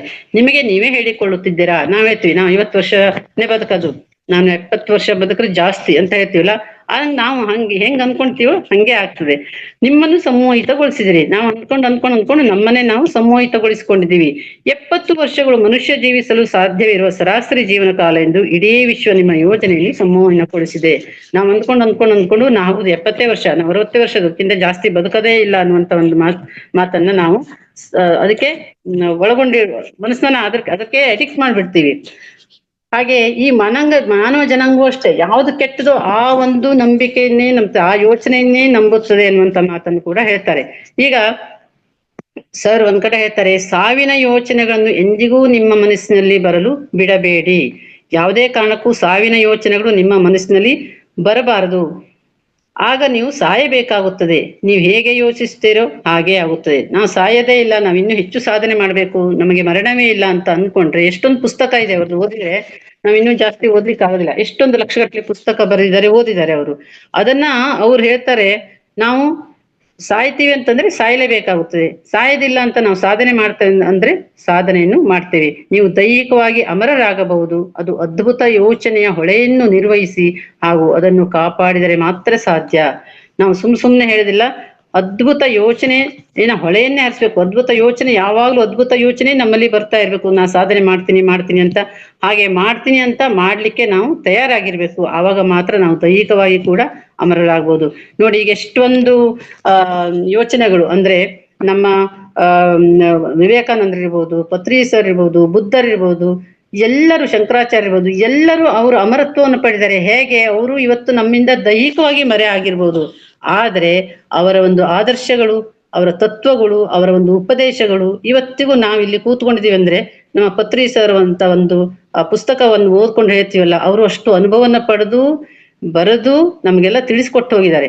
ಹಾಗಾಗಿ ಇದು ನಾವು ಸುಮ್ಮನೆ ತಮಾಷೆ ಅಲ್ಲ ಮಾಸ್ಟರ್, ಇದು ನಿಜವಾಗ್ಲೂ ನಾವು ನಮ್ಮ ಆಲೋಚನಾ ಶಕ್ತಿ ಎಷ್ಟು ಅದ್ಭುತವಾಗಿ ಇರ್ಬೇಕು ಅನ್ನೋದಕ್ಕೆ ಇದೆಲ್ಲ ಅವರು ಬರೆದಿರುವಂತಹದ್ದು. ಹಾಗಾಗಿ ಇಲ್ಲಿ 4 ವಿಧವಾದ ಆಲೋಚನಾ ಶಕ್ತಿಗಳು. ಅದರಲ್ಲಿ ಮೊದಲನೆಯದು ಘೋರವಾದ, ಮತ್ತೊಮ್ಮೆ ಸಂಕ್ಷಿಪ್ತವಾಗಿ ಹೇಳ್ಬೇಕಂದ್ರೆ, ಯಾಕಂದ್ರೆ ಅವು ಸ್ವಲ್ಪ ಕಟ್ಟಾಯ್ತು ಅಂದ್ರು. ಮೊದಲನೆಯದು ಘೋರವಾದ ಆಲೋಚನಾ ಶಕ್ತಿ, ಅಂದ್ರೆ ತುಂಬಾ ಕೆಟ್ಟದು, ನಾವು ಹಂಗಾಗದೇ ಇಲ್ಲ, ನನಗಿಂತ ಸಾಧ್ಯನೇ ಇಲ್ಲ ಅನ್ನುವಂತ ಒಂದು, ಅದನ್ನ ಯಾವ ಕಾರಣಕ್ಕೂ ನಾವು ಅದನ್ನ ಬರ್ಲಿಕ್ಕೆ ಬಿಡಬಾರ್ದು, ಆ ಯೋಚನೆ ಬರ್ಲಿಕ್ಕೆ ಬಿಡಬಾರ್ದು. ಎರಡನೇದು ನಕಾರಾತ್ಮಕ ಆಲೋಚನೆ ಅಂತಂದ್ರೆ ಅದು ಆಗ್ಬಹುದು, ಇರ್ಬಹುದು, ಆಗದೆ ಇರ್ಬಹುದು, ಆಗ್ಬಹುದು, ಈ ತರ 50-50, ಅದು ಅರ್ಧ ಭಾಗದಷ್ಟು ಅಂತೀವಲ್ಲ ಹಾಗೆ. ಮೂರನೇದು ನಿಶ್ಚಿತವಾದ ಆಲೋಚನೆ, ನಾನು ಆಗ್ತೀನಿ, ನಾನು ಚೆನ್ನಾಗ್ ಮಾಡ್ತೀನಿ, ನಾನು ಚೆನ್ನಾಗಿ ಕೆಲಸ ಮಾಡ್ತೀನಿ, ನಾನು ಅದನ್ನ ಮುಂದುವರಿತೀನಿ ಅಂತಾರಲ್ಲ, ಅದು ಕೂಡ ಒಳ್ಳೇದು. ಹಾಗೆ 4ನೇದು ಉತ್ತಮವಾದ ಹಾಗೂ ಉನ್ನತವಾದ ಅದ್ಭುತವಾದ ಆಲೋಚನಾ ಶಕ್ತಿ. ಇದರಲ್ಲಿ ಪ್ರತಿಯೊಂದು ನಾವು ಅದ್ಭುತವಾಗಿ ಆಲೋಚನೆ ಮಾಡಿದ್ರೆ ಅದ್ಭುತವಾದ ಒಂದು ಗೆಲುವನ್ನೇ ಕಾಣ್ತೀವಿ, ಯಶಸ್ಸನ್ನೇ ಕಾಣ್ತೀವಿ ಅನ್ನೋದಕ್ಕೆ ಇದೊಂದು ಸಾಕ್ಷಿ. ಹಾಗೆ ನಮ್ಮ ಗುರುಗಳು ಹೇಳ್ತಾರೆ, ನೀವು ಮಾರುಕಟ್ಟೆಯಲ್ಲಿ ತರಕಾರಿಗಳನ್ನು ಹೇಗೆ ಆರಿಸಿಕೊಳ್ಳುತ್ತೀರೋ ಆಲೋಚನಾ ಶೈಲಿಯನ್ನು ಹಾಗೆಯೇ ಆರಿಸಿಕೊಳ್ಳಬೇಕು. ನಾವು ತರಕಾರಿ ಏನ್ ಮಾಡ್ತೀವಿ, ಕೆಟ್ಟದ್ದು ಬಿಟ್ಟು ಬರ್ತೀವಿ, ಒಳ್ಳೇದ್ ಮಾತ್ರ ಮನೆ ತಂದು ಅದನ್ನೇ ಅಡಿಗೆ ಮಾಡ್ತೀವಿ.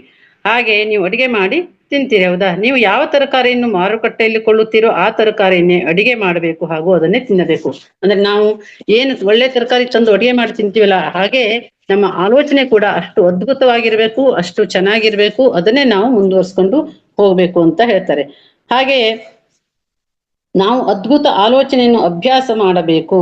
ನಾವು ಹೇಗೆ ಸಂಗೀತ ಅಭ್ಯಾಸ ಮಾಡುತ್ತೇವೆಯೋ ಹಾಗೆಯೇ ನಾವು ಅದ್ಭುತವಾದ ಆಲೋಚನಾ ಶಕ್ತಿಯಲ್ಲಿ ಉತ್ತಮರಾಗಬೇಕು. ನಾವು ಆಟಗಾರರಾಗಬೇಕು ಅಥವಾ ಸಂಗೀತಗಾರರಾಗಬೇಕು, ಬೋಧಕರಾಗಬೇಕು, ಹೀಗೆಲ್ಲ ನಾವು ಅನ್ಕೊಂತೀವಲ್ಲ, ಅದು ಅದ್ಭುತ. ಹಾಗೆ ನಾವು ಹೇಳ್ಕೊಂಡ್ರಾಗಿಲ್ಲ, ಆ ಉತ್ತಮ ಅತ್ಯುನ್ನತವಾದ ಆಲೋಚನಾ ಶಕ್ತಿ ಇರಬೇಕು, ಅದನ್ನ ನಾವು ಮುಂದುವರ್ಸ್ಕೊಂಡು ಹೋಗ್ಲಿಕ್ಕೆ ಅಷ್ಟು ಪ್ರಬಲವಾದ ಇಚ್ಛೆ ಇರಬೇಕು, ಗುರಿ ಇರಬೇಕು, ಅದನ್ನ ಹಾಗೆ ಸಾಧನೆ ಮಾಡ್ಬೇಕು ಅಂತ ಹೇಳ್ತಾರೆ.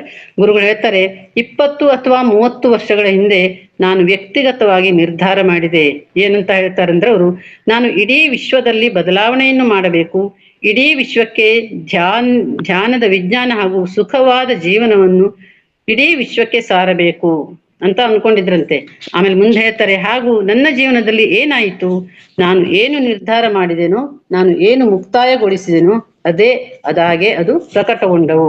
ನೋಡಿ, ಅವ್ರು ಅನ್ಕೊಂಡಿದ್ರು, ಈಗಲೂ ಅದು ನಡೀತಾ ಇದೆ. ಯಾಕಂದ್ರೆ ಅವರ ಒಂದು ಆಲೋಚನಾ ಶಕ್ತಿ ಏನಿತ್ತು, ಎಲ್ಲರೂ ಇಡೀ ಪ್ರತಿಯೊಂದು ಮನೆಯಲ್ಲಿ ಪ್ರತಿಯೊಬ್ಬರೂ ಧ್ಯಾನಿಗಳಾಗಬೇಕು, ಪ್ರತಿ ಮನೆಯೂ ಧ್ಯಾನ ಮಂದಿರವಾಗಬೇಕು, ಹಾಗೆ ಪ್ರತಿ ಮನೆಯಲ್ಲೂ ಧ್ಯಾನ, ಸತ್ಸಂಗ, ಸ್ವಾಧ್ಯಾಯ ನಡೀತಾ ಇರಬೇಕು, ಪಿರಮಿಡ್ ಆಗ್ಬೇಕು, ಧ್ಯಾನ ಜಗತ್ತಾಗ್ಬೇಕು, ಸಸ್ಯಾಹಾರಿ ಜಗತ್ತಾಗ್ಬೇಕು, ಪಿರಮಿಡ್ ಜಗತ್ತಾಗ್ಬೇಕು.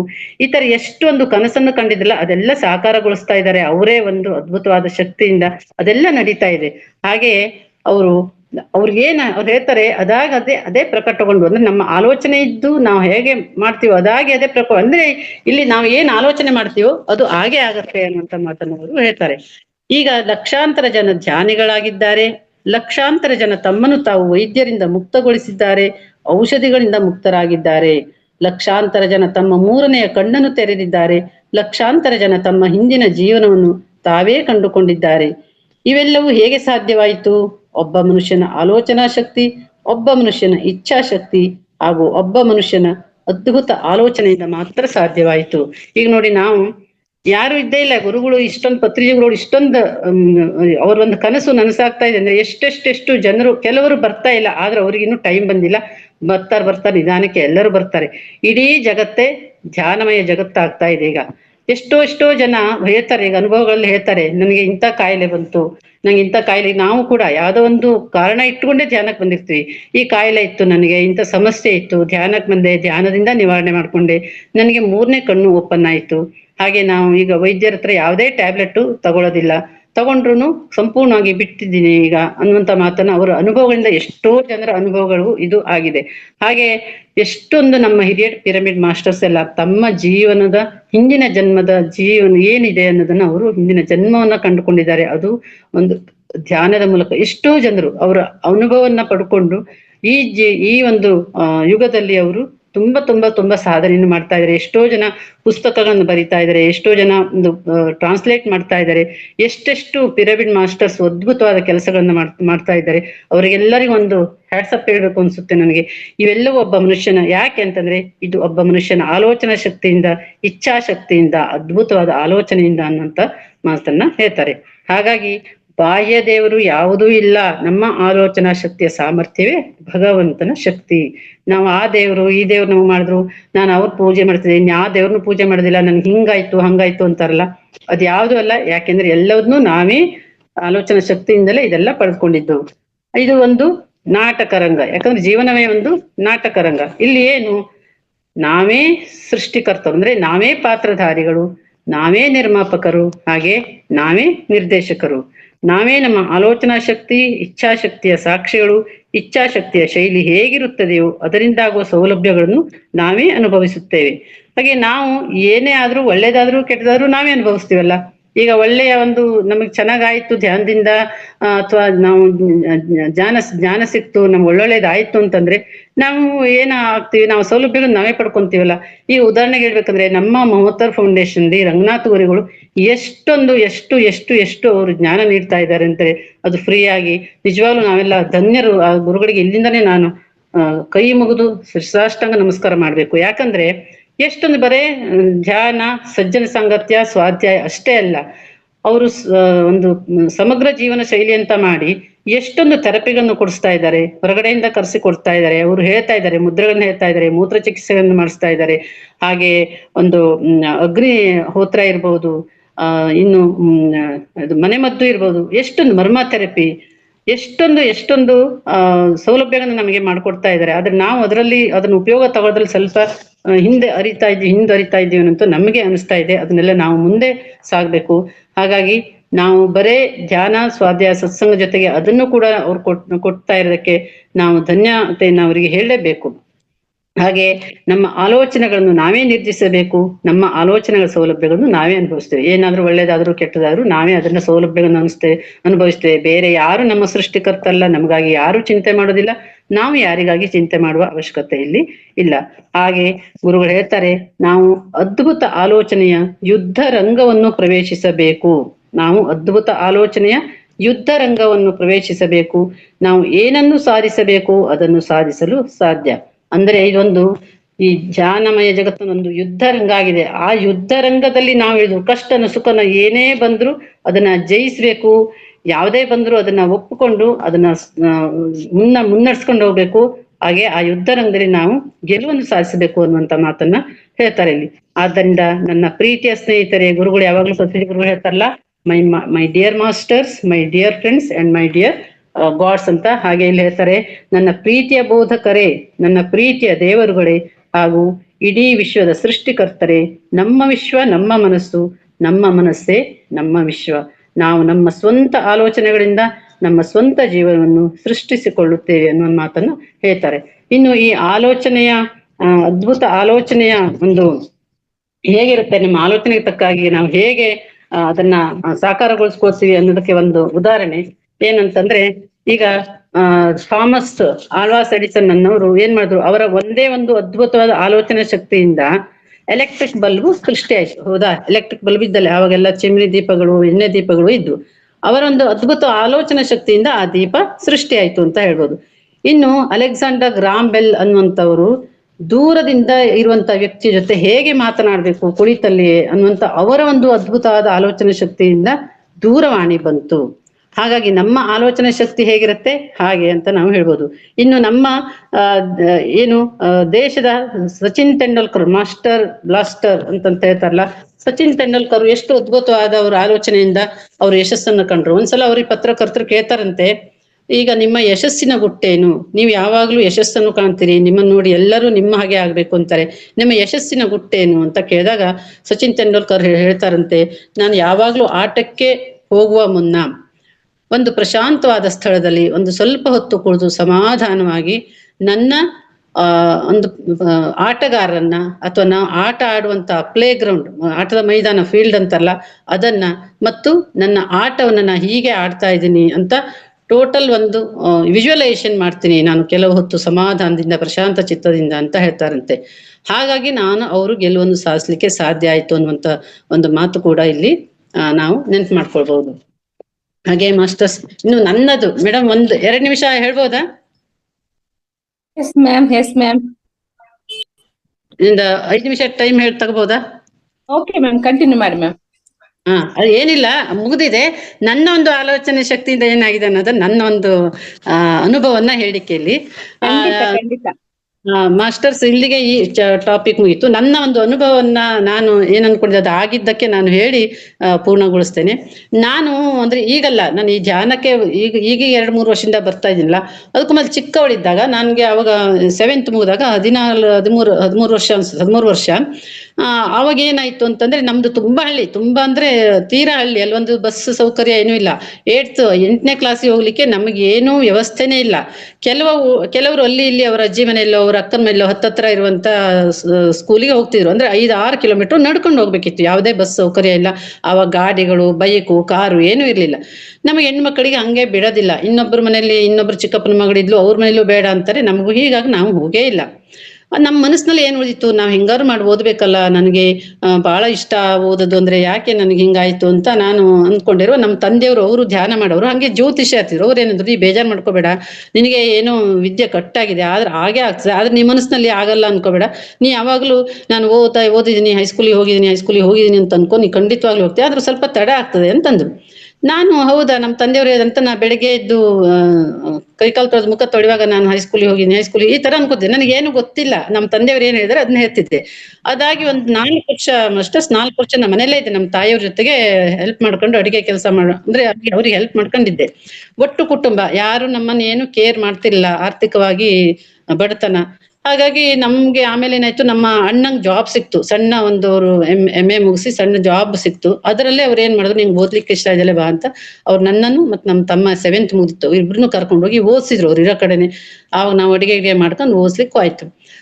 ಅದು ಅಲ್ಲಿಗೆ ಹಂತ ಇತ್ತು. ನಾನು SSLC 18 ಇಯರ್ಸ್ ಆಗ್ಬೇಕಿತ್ತು. SSLC ಮುಗಿಸಿ ನಾನು ಮುಂದೆ PUC ಮುಗಿಸಿ, ಅಲ್ಲೇ ಒಂದೇ ವರ್ಷಕ್ಕೆ SSLC ಪ್ರೈವೇಟ್ ಆಗಿ ಮಾಡಿ PUC ಮುಗಿಸಿ ಆಮೇಲೆ ಜಾಬ್ ಟೀಚರ್ ಆಗ್ಬೇಕ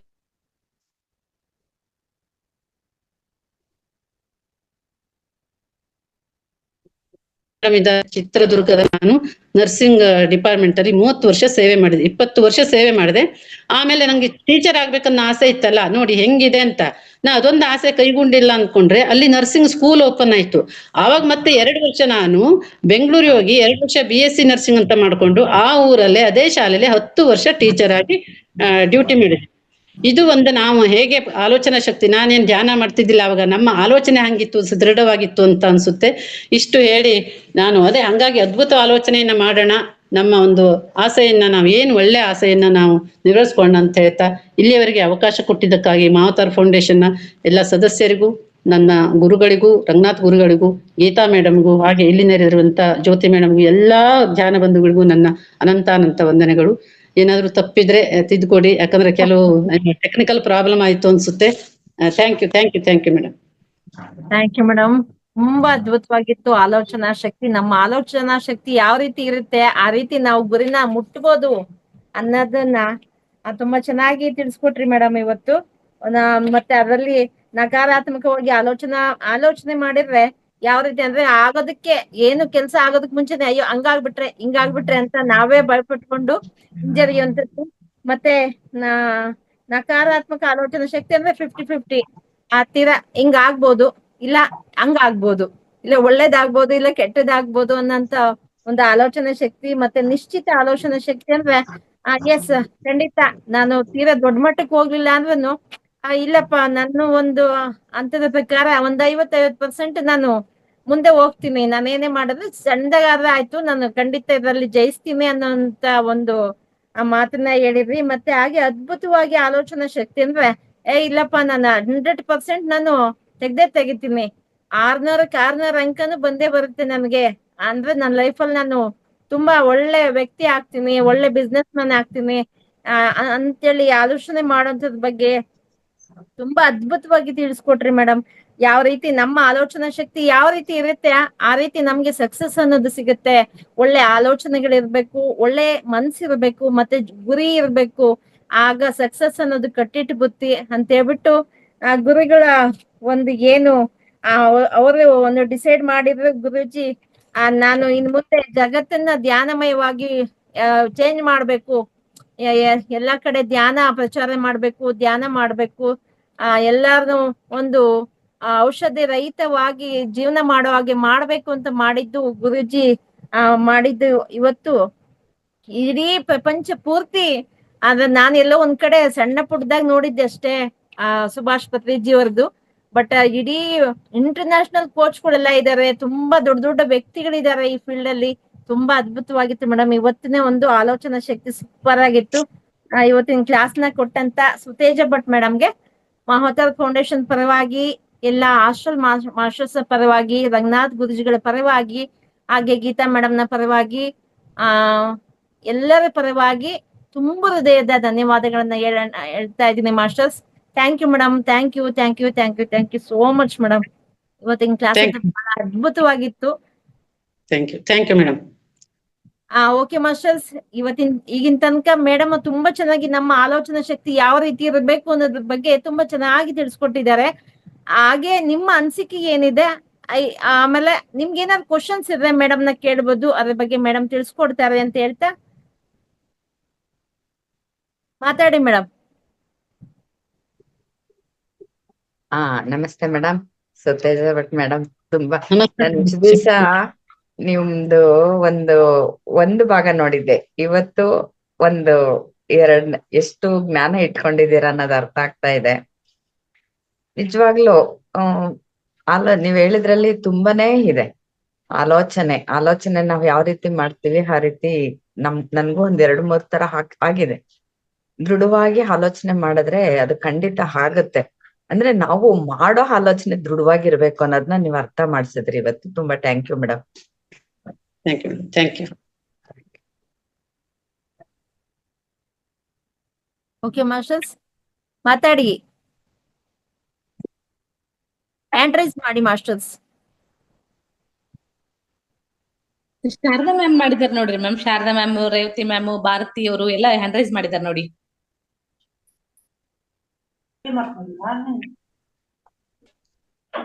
ಮೇಡಮ್ ಶಾರದಾ ಮ್ಯಾಮ್ ಮಾತಾಡಿ. ಎಸ್, ನಮಸ್ತೆ ಮೇಡಮ್. ಸುತೇಜ ಭಟ್ ಮೇಡಮ್ ನಮಸ್ತೆ. ನಮಸ್ತೆ ಮೇಡಮ್. ಇವತ್ತಿನ ಸ್ವಾಧ್ಯಾಯಕ್ಕೆ ಒಳ್ಳೆ ಒಂದು ವಿಷಯನ ಆಯ್ಕೆ ಮಾಡ್ಕೊಂಡಿದ್ದೀರಿ ಮೇಡಮ್. ತುಂಬಾ ಚೆನ್ನಾಗಿತ್ತು. ನಾನು ಎಲ್ಲಿದ್ದೆ ಅಂತಂದ್ರೆ, ನಾನು ಮೊದ್ಲು ನನಗೆ ಈ ಅಧ್ಯಾತ್ಮದ ಜ್ಞಾನ ಸಿಗಕ್ಕಿಂತ ಮುಂಚೆ ನನ್ನ ಆಲೋಚನೆಗಳು ಒಂದೊಂದ್ಸಲ ಘೋರವಾಗಿರ್ತಿತ್ತು, ಒಂದೊಂದ್ಸಲ ನಕಾರಾತ್ಮಕವಾಗಿರ್ತಿತ್ತು. ಆದ್ರೆ ಈಗ ನಿಶ್ಚಿತ ಆಲೋಚನೆ ಮಾಡೋ ಹಂತಕ್ಕೆ ಬಂದಿದ್ದೀನಿ ಅಂತ ಹೇಳಕ್ ಇಷ್ಟಪಡ್ತೀನಿ ಮೇಡಮ್. ಅದಕ್ಕೊಂದು ಉದಾಹರಣೆ ಸಮೇತ ಹೇಳ್ಬೇಕಂದ್ರೆ, ನನ್ ಮಗ ಈಗ ಡಿಗ್ರಿ ಮಾಡ್ತಿದ್ದಾನೆ. ಅವನು ಅದಕ್ಕೆ ಡಿಗ್ರಿಗೆ ಹೋಗಕ್ಕಿಂತ ಮುಂಚೆ ಕ್ರಿಕೆಟ್ಗೆ ಹೋಗ್ತೀನಿ ಅಂತ ಅಂದು, ನಾವು ಬೇಡ ಅಂತ, ಅವನು ಹೋಗ್ತೀನಿ ಅಂತ ಹಠ ಮಾಡ್ದ. ಓಕೆ, ಏನೋ ಹೆಂಗಿರ್ತಿತ್ತು ಅಂದ್ರೆ, ಅಯ್ಯೋ ಎಲ್ಲಾಗತ್ತೆ ಇವನ್ ಕೈಯಿಂದ, ಏನ್ ಮಾಡ್ತಾನೆ, ಹಾಸ್ಟೆಲ್ ಅಲ್ಲಿ ಇದ್ದ ಅದನ್ನೆಲ್ಲ ಮಾಡಕ್ಕಾಗತ್ತಾ, ಹಿಂಗೆ ಅಂತ ಒಂದ್ ರೀತಿ ನಕಾರಾತ್ಮಕವಾದ ಯೋಚನೆನೇ ಇರ್ತಿತ್ತು ಮನ್ಸಲ್ಲಿ. ಆಮೇಲೆ ಪರವಾಗಿಲ್ಲ, ಅವನು ಏನೋ ಆಗತ್ತೆ, ಮಾಡ್ತಾನೆ, ಏನೋ ಅದ್ಭುತವಾದದ್ದೇನೋ ಒಂದ್ ಸಾಧಿಸ್ತಾನೆ ಅನ್ನೋ ಒಂದ್ ಆಲೋಚನೆ ಇಟ್ಕೊಂಡ್ ಕಳ್ಸಿದ್ವಿ ಮೇಡಮ್. ಪ್ರಾಕ್ಟೀಸು ಮಾಡ್ತಿದ್ದೆ, ಜೊತೆಗೆ ಓದ್ ಕಡೆಗೂ ಚೆನ್ನಾಗಿ ಇದನ್ ಮಾಡ್ತಿದ್ದಾನೆ. ಮೊದ್ಲ ನನ್ನ ಆಲೋಚನೆ ಹೆಂಗಿರ್ತಿತ್ತು ಅಂತ ಅಂದ್ರೆ, ಸರಿಯಾಗಿ ಓದಲ್ಲ, ಬೆಳಗ್ಗೆ ಬೇಗ ಹೇಳಲ್ಲ, ಇದೇ ತರ ಯೋಚನೆ ಇರ್ತಿತ್ತು. ಈಗ ಇಲ್ಲ, ಓದ್ತಾನೆ, ಹೇಳ್ತಾನೆ, ಇವಾಗ ಮೊದ್ಲಿಗಿಂತ ಎಷ್ಟ್ ಚೆನ್ನಾಗ್ ಮಾತಾಡ್ತಾನೆ ನಮ್ ಜೊತೆಗೆಲ್ಲ. ಮೊದ್ಲೆಲ್ಲ ಮಾತಾಡ್ತಿರ್ಲಿಲ್ಲ ಸರಿಯಾಗಿ, ಮಾತಾಡ್ತಾನೆ. ಇವಾಗ ಹಂಗೆ ನಮ್ಮ ಆಲೋಚನೆಗಳು ಇನ್ನೊಬ್ರ ಮೇಲೆ ಯಾವ ರೀತಿ ಪರಿಣಾಮ ಆಗತ್ತೆ ಅನ್ನೋದಕ್ಕೆ ನನ್ ಲೈಫ್ ಒಂದ್ ರೀತಿ ಉದಾಹರಣೆ ಆಗಿದೆ ಮೇಡಮ್. ಅದು ನನಗ್ ಕಾಣಿಸ್ತಿದೆ. ಇಷ್ಟೇ ಇಷ್ಟಪಡ್ತೀನಿ ಮೇಡಮ್. ಥ್ಯಾಂಕ್ ಯು ಮೇಡಮ್, ಚೆನ್ನಾಗಿ ಹೇಳಿದ್ರಿ. Thank you madam. ನಿಮ್ಮ ಮಗನ ಆಲೋಚನಾ ಶಕ್ತಿ ಅಷ್ಟು ಅದ್ಭುತವಾಗಿತ್ತು ಅಂತ. ಹಾ ಆಲೋಚನೆ ನಮ್ಮ ಆಲೋಚನೆ ಕೂಡ ನಾವು ಎದುರಿಗಿರೋ ಆಲೋಚನೆ ಕೂಡ ನಾವು ಬೇರೆಯವ್ರ ಬಗ್ಗೆ ಹೆಂಗ್ ಥಿಂಕ್ ಮಾಡ್ತೀವಿ ಅನ್ನೋದು ಮೂಡ್ತತೆ ಅಂತ. ಅದೇ ನಾನು ಬೇರೆ ಕಡೆ ಕ್ಲಾಸ್ ತಗೊಂಡಿದ್ದೆ, ಅಲ್ಲಿ ಹೇಳಿದ್ದು ಮೇಡಮ್. ಸ್ವಾಮಿ ವಿವೇಕಾನಂದರು ಒಂದ್ ಕಡೆ ಹೇಳ್ತಾರೆ ಆಲೋಚನೆಗಳ ಬಗ್ಗೆನೆ, ನಮ್ಮ ಆಲೋಚನೆಗಳು ಜೀವಂತವಾಗಿರುತ್ತೆ, ಅದು ಬಹಳ ದೂರ ಚಲಿಸುತ್ತೆ, ಅದು ಎಲ್ಲಿ ಸೇರ್ಬೇಕು ಅಲ್ಲಿಗೆ ಆ ಜಾಗಕ್ಕೆ ಮುಟ್ಟುತ್ತೆ ಅಂತ. ಹಂಗೆ ನಾವು ಒಬ್ರ ಬಗ್ಗೆ ನಾವು ನಕಾರಾತ್ಮಕವಾಗೇ ಯೋಚನೆ ಮಾಡ್ತಿದೀವಿ, ಇವ್ರ ಹಿಂಗೆ ಅಂದ್ರೆ ಅವ್ರ ಹಂಗೆ ಕಾಣಿಸ್ತಾರ ನಮ್ಗೆ ಅಂತ. ಅದೇ ತರ ಕ್ರಿಯೇಟ್ ಆಗ್ತಿರತ್ತೆ ಪರಿಸ್ಥಿತಿ. ಹಂಗೆ ನಮ್ಮ ಆಲೋಚನೆಗಳು ಅದೇ ತರ ಇರ್ಬೇಕು ಅಂತ. Thank you. ರೇವತಿ ಮ್ಯಾಮ್ ಮಾತಾಡಿ. ರೇವತಿ ಮ್ಯಾಮ್,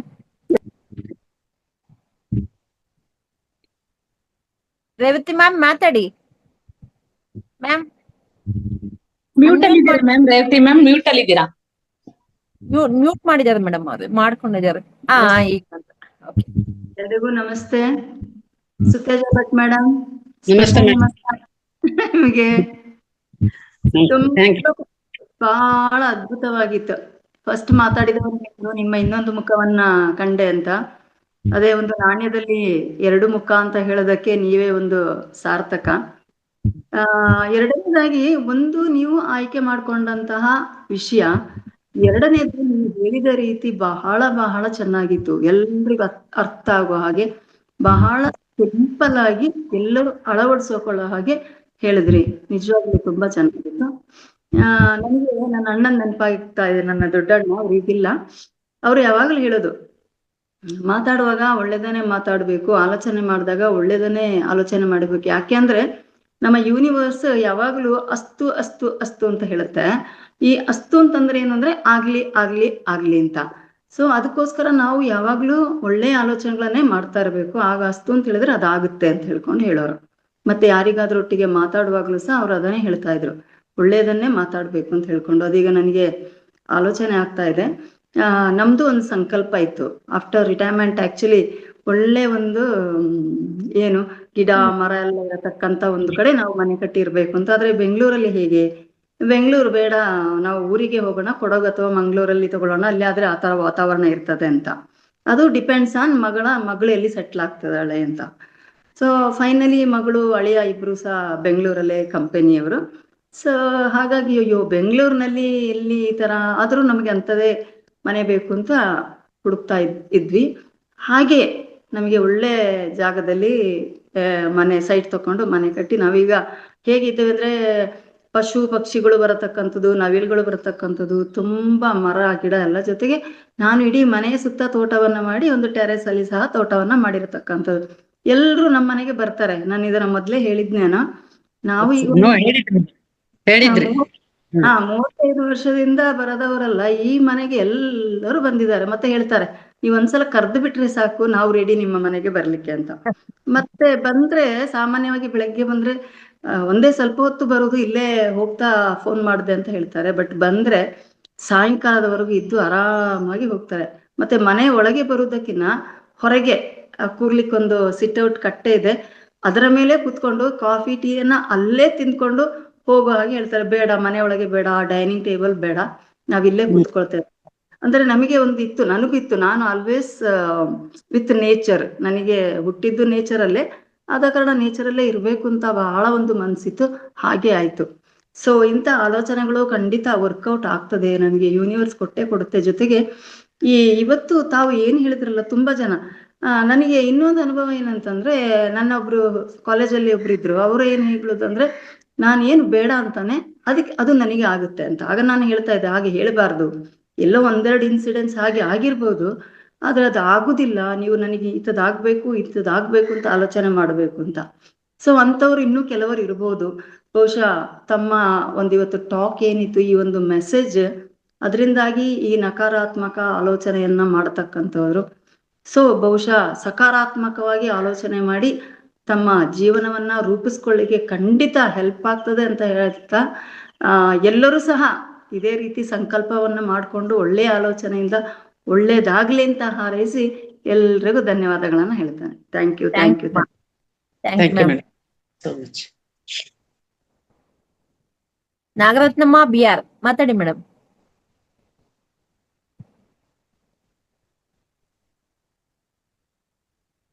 ನಾಗರತ್ನಮ್ಮ ಮಾತಾಡಿ. ನಮಸ್ತೆ ಮೇಡಮ್. ನಮಸ್ತೆ. ನಮಸ್ತೆ ಮೇಡಮ್.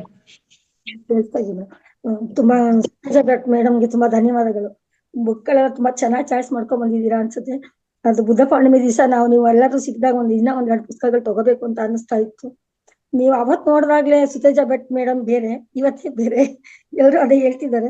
ಬಟ್ ಅವ್ರದ್ದೊಂದು ಮುಖ ಅಂತಂದ್ರೆ ಮನುಷ್ಯನ ನೋಡಿದ ತಕ್ಷಣ ಅಳಿಯುವಷ್ಟು ಶಕ್ತಿ ನಮ್ಗೆ ಅಷ್ಟೊಂದು ಇನ್ನೂ ದೇವ್ರು ಕೊಟ್ಟಿಲ್ಲ ಅಂತ ಅನ್ಸುತ್ತೆ. ನೀವ್ ಇಷ್ಟೊಂದು ಜ್ಞಾನ ಇಟ್ಕೊಂಡು ಇಷ್ಟು ಚೆನ್ನಾಗಿ ಕ್ಲಾಸ್ ಕೊಡ್ತಾರೆ ಅಂತ ಅನ್ಕೊಂಡ್ರಿ ಮೇಡಮ್. ತುಂಬಾ ಚೆನ್ನಾಗಿತ್ತು ಕ್ಲಾಸು.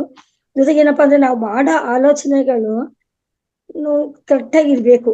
ಮತ್ತೆ ರೇವತಿ ಮೇಡಮ್ ಹೇಳ್ದಂಗೆ ಅಸ್ತು ಅಂತ ದೇವತೆಗಳು, ಒಂದು ಅಸ್ತು ದೇವತೆಗಳದ್ದೇ ಒಂದು ಕಥೆ ಇದೆ. ಅದು ಇನ್ನೊಂದ್ಸ ಯಾವತ್ತಾದ್ರೂ ಟೈಮ್ ಇದ್ದಾಗಿಲ್ಲ. ಅಂದ್ರೆ ಆ ದೇವತೆಗಳಿಗೆ ಇನ್ನೇನು ಕೆಲಸ ಇಲ್ಲ. ಅವ್ರು ಮನುಷ್ಯ ಏನ್ ಕೇಳ್ಕೊತಾನೆ ಅಸ್ತು ಅನ್ನೋದು. ಕೆಟ್ಟದಕ್ಕೂ ಅಸ್ತುನೆ. ಅದ್ರಿಂದ ನಾವು ಮಾಡ್ಬೇಕು ಒಂದು ಮುಸ್ಸಂಜೆ 5 ಗಂಟೆಯಿಂದ 15 ನಿಮಿಷ ಮಾತ್ರ ಆ ಅಸ್ತು ದೇವತೆಗಳ ಸಂಚಾರ ಇರ್ತಂತೆ. ಆ ಟೈಮಲ್ಲಿ ಮಾತ್ರ ನಾವು ಒಳ್ಳೇದೇ ಸಂಕಲ್ಪ ಮಾಡ್ಕೋಬೇಕು, ಬೆಳಗಿನ ಜಾವ ಮತ್ತೆ ಸಾಯಂಕಾಲ ಅಂತ ಅನ್ಕೊಂಡು ಎಲ್ರಿಗೂ ನಾವು ಹೇಳ್ತಿದ್ವಿ. ನಂದೇ ಒಂದು ಹೇಳ್ಬೇಕು ಅಂತ ಅಂದ್ರೆ, ನನ್ ಮೊದಲೆಲ್ಲ ಫಸ್ಟ್ ನೀವ್ ಹೇಳಿದ್ರಲ್ಲ ಆ ತರ ಒಂದು SSLC ತನಕ ನಾವು ತುಂಬಾ ಕಷ್ಟ ಜೀವನದಲ್ಲೇ ಬಂದಿದ್ದು. SSLC ನಾನು ಪಾಸ್ ಮಾಡ್ಲೇಬೇಕು. ನಮ್ಮ ಬೀದಿನಲ್ಲಿ, ನನ್ನ ಊರಲ್ಲಿ, ನಮ್ಮ ತಂದೆ ಊರಲ್ಲಿ ನಾನೇ ಆ ಬೀದಿಗೆಲ್ಲ SSLC ಮಾಡಿದವಳೆ ನಾನು ಒಬ್ಳು ಹೆಣ್ಣು ಮಕ್ಕಳಲ್ಲಿ.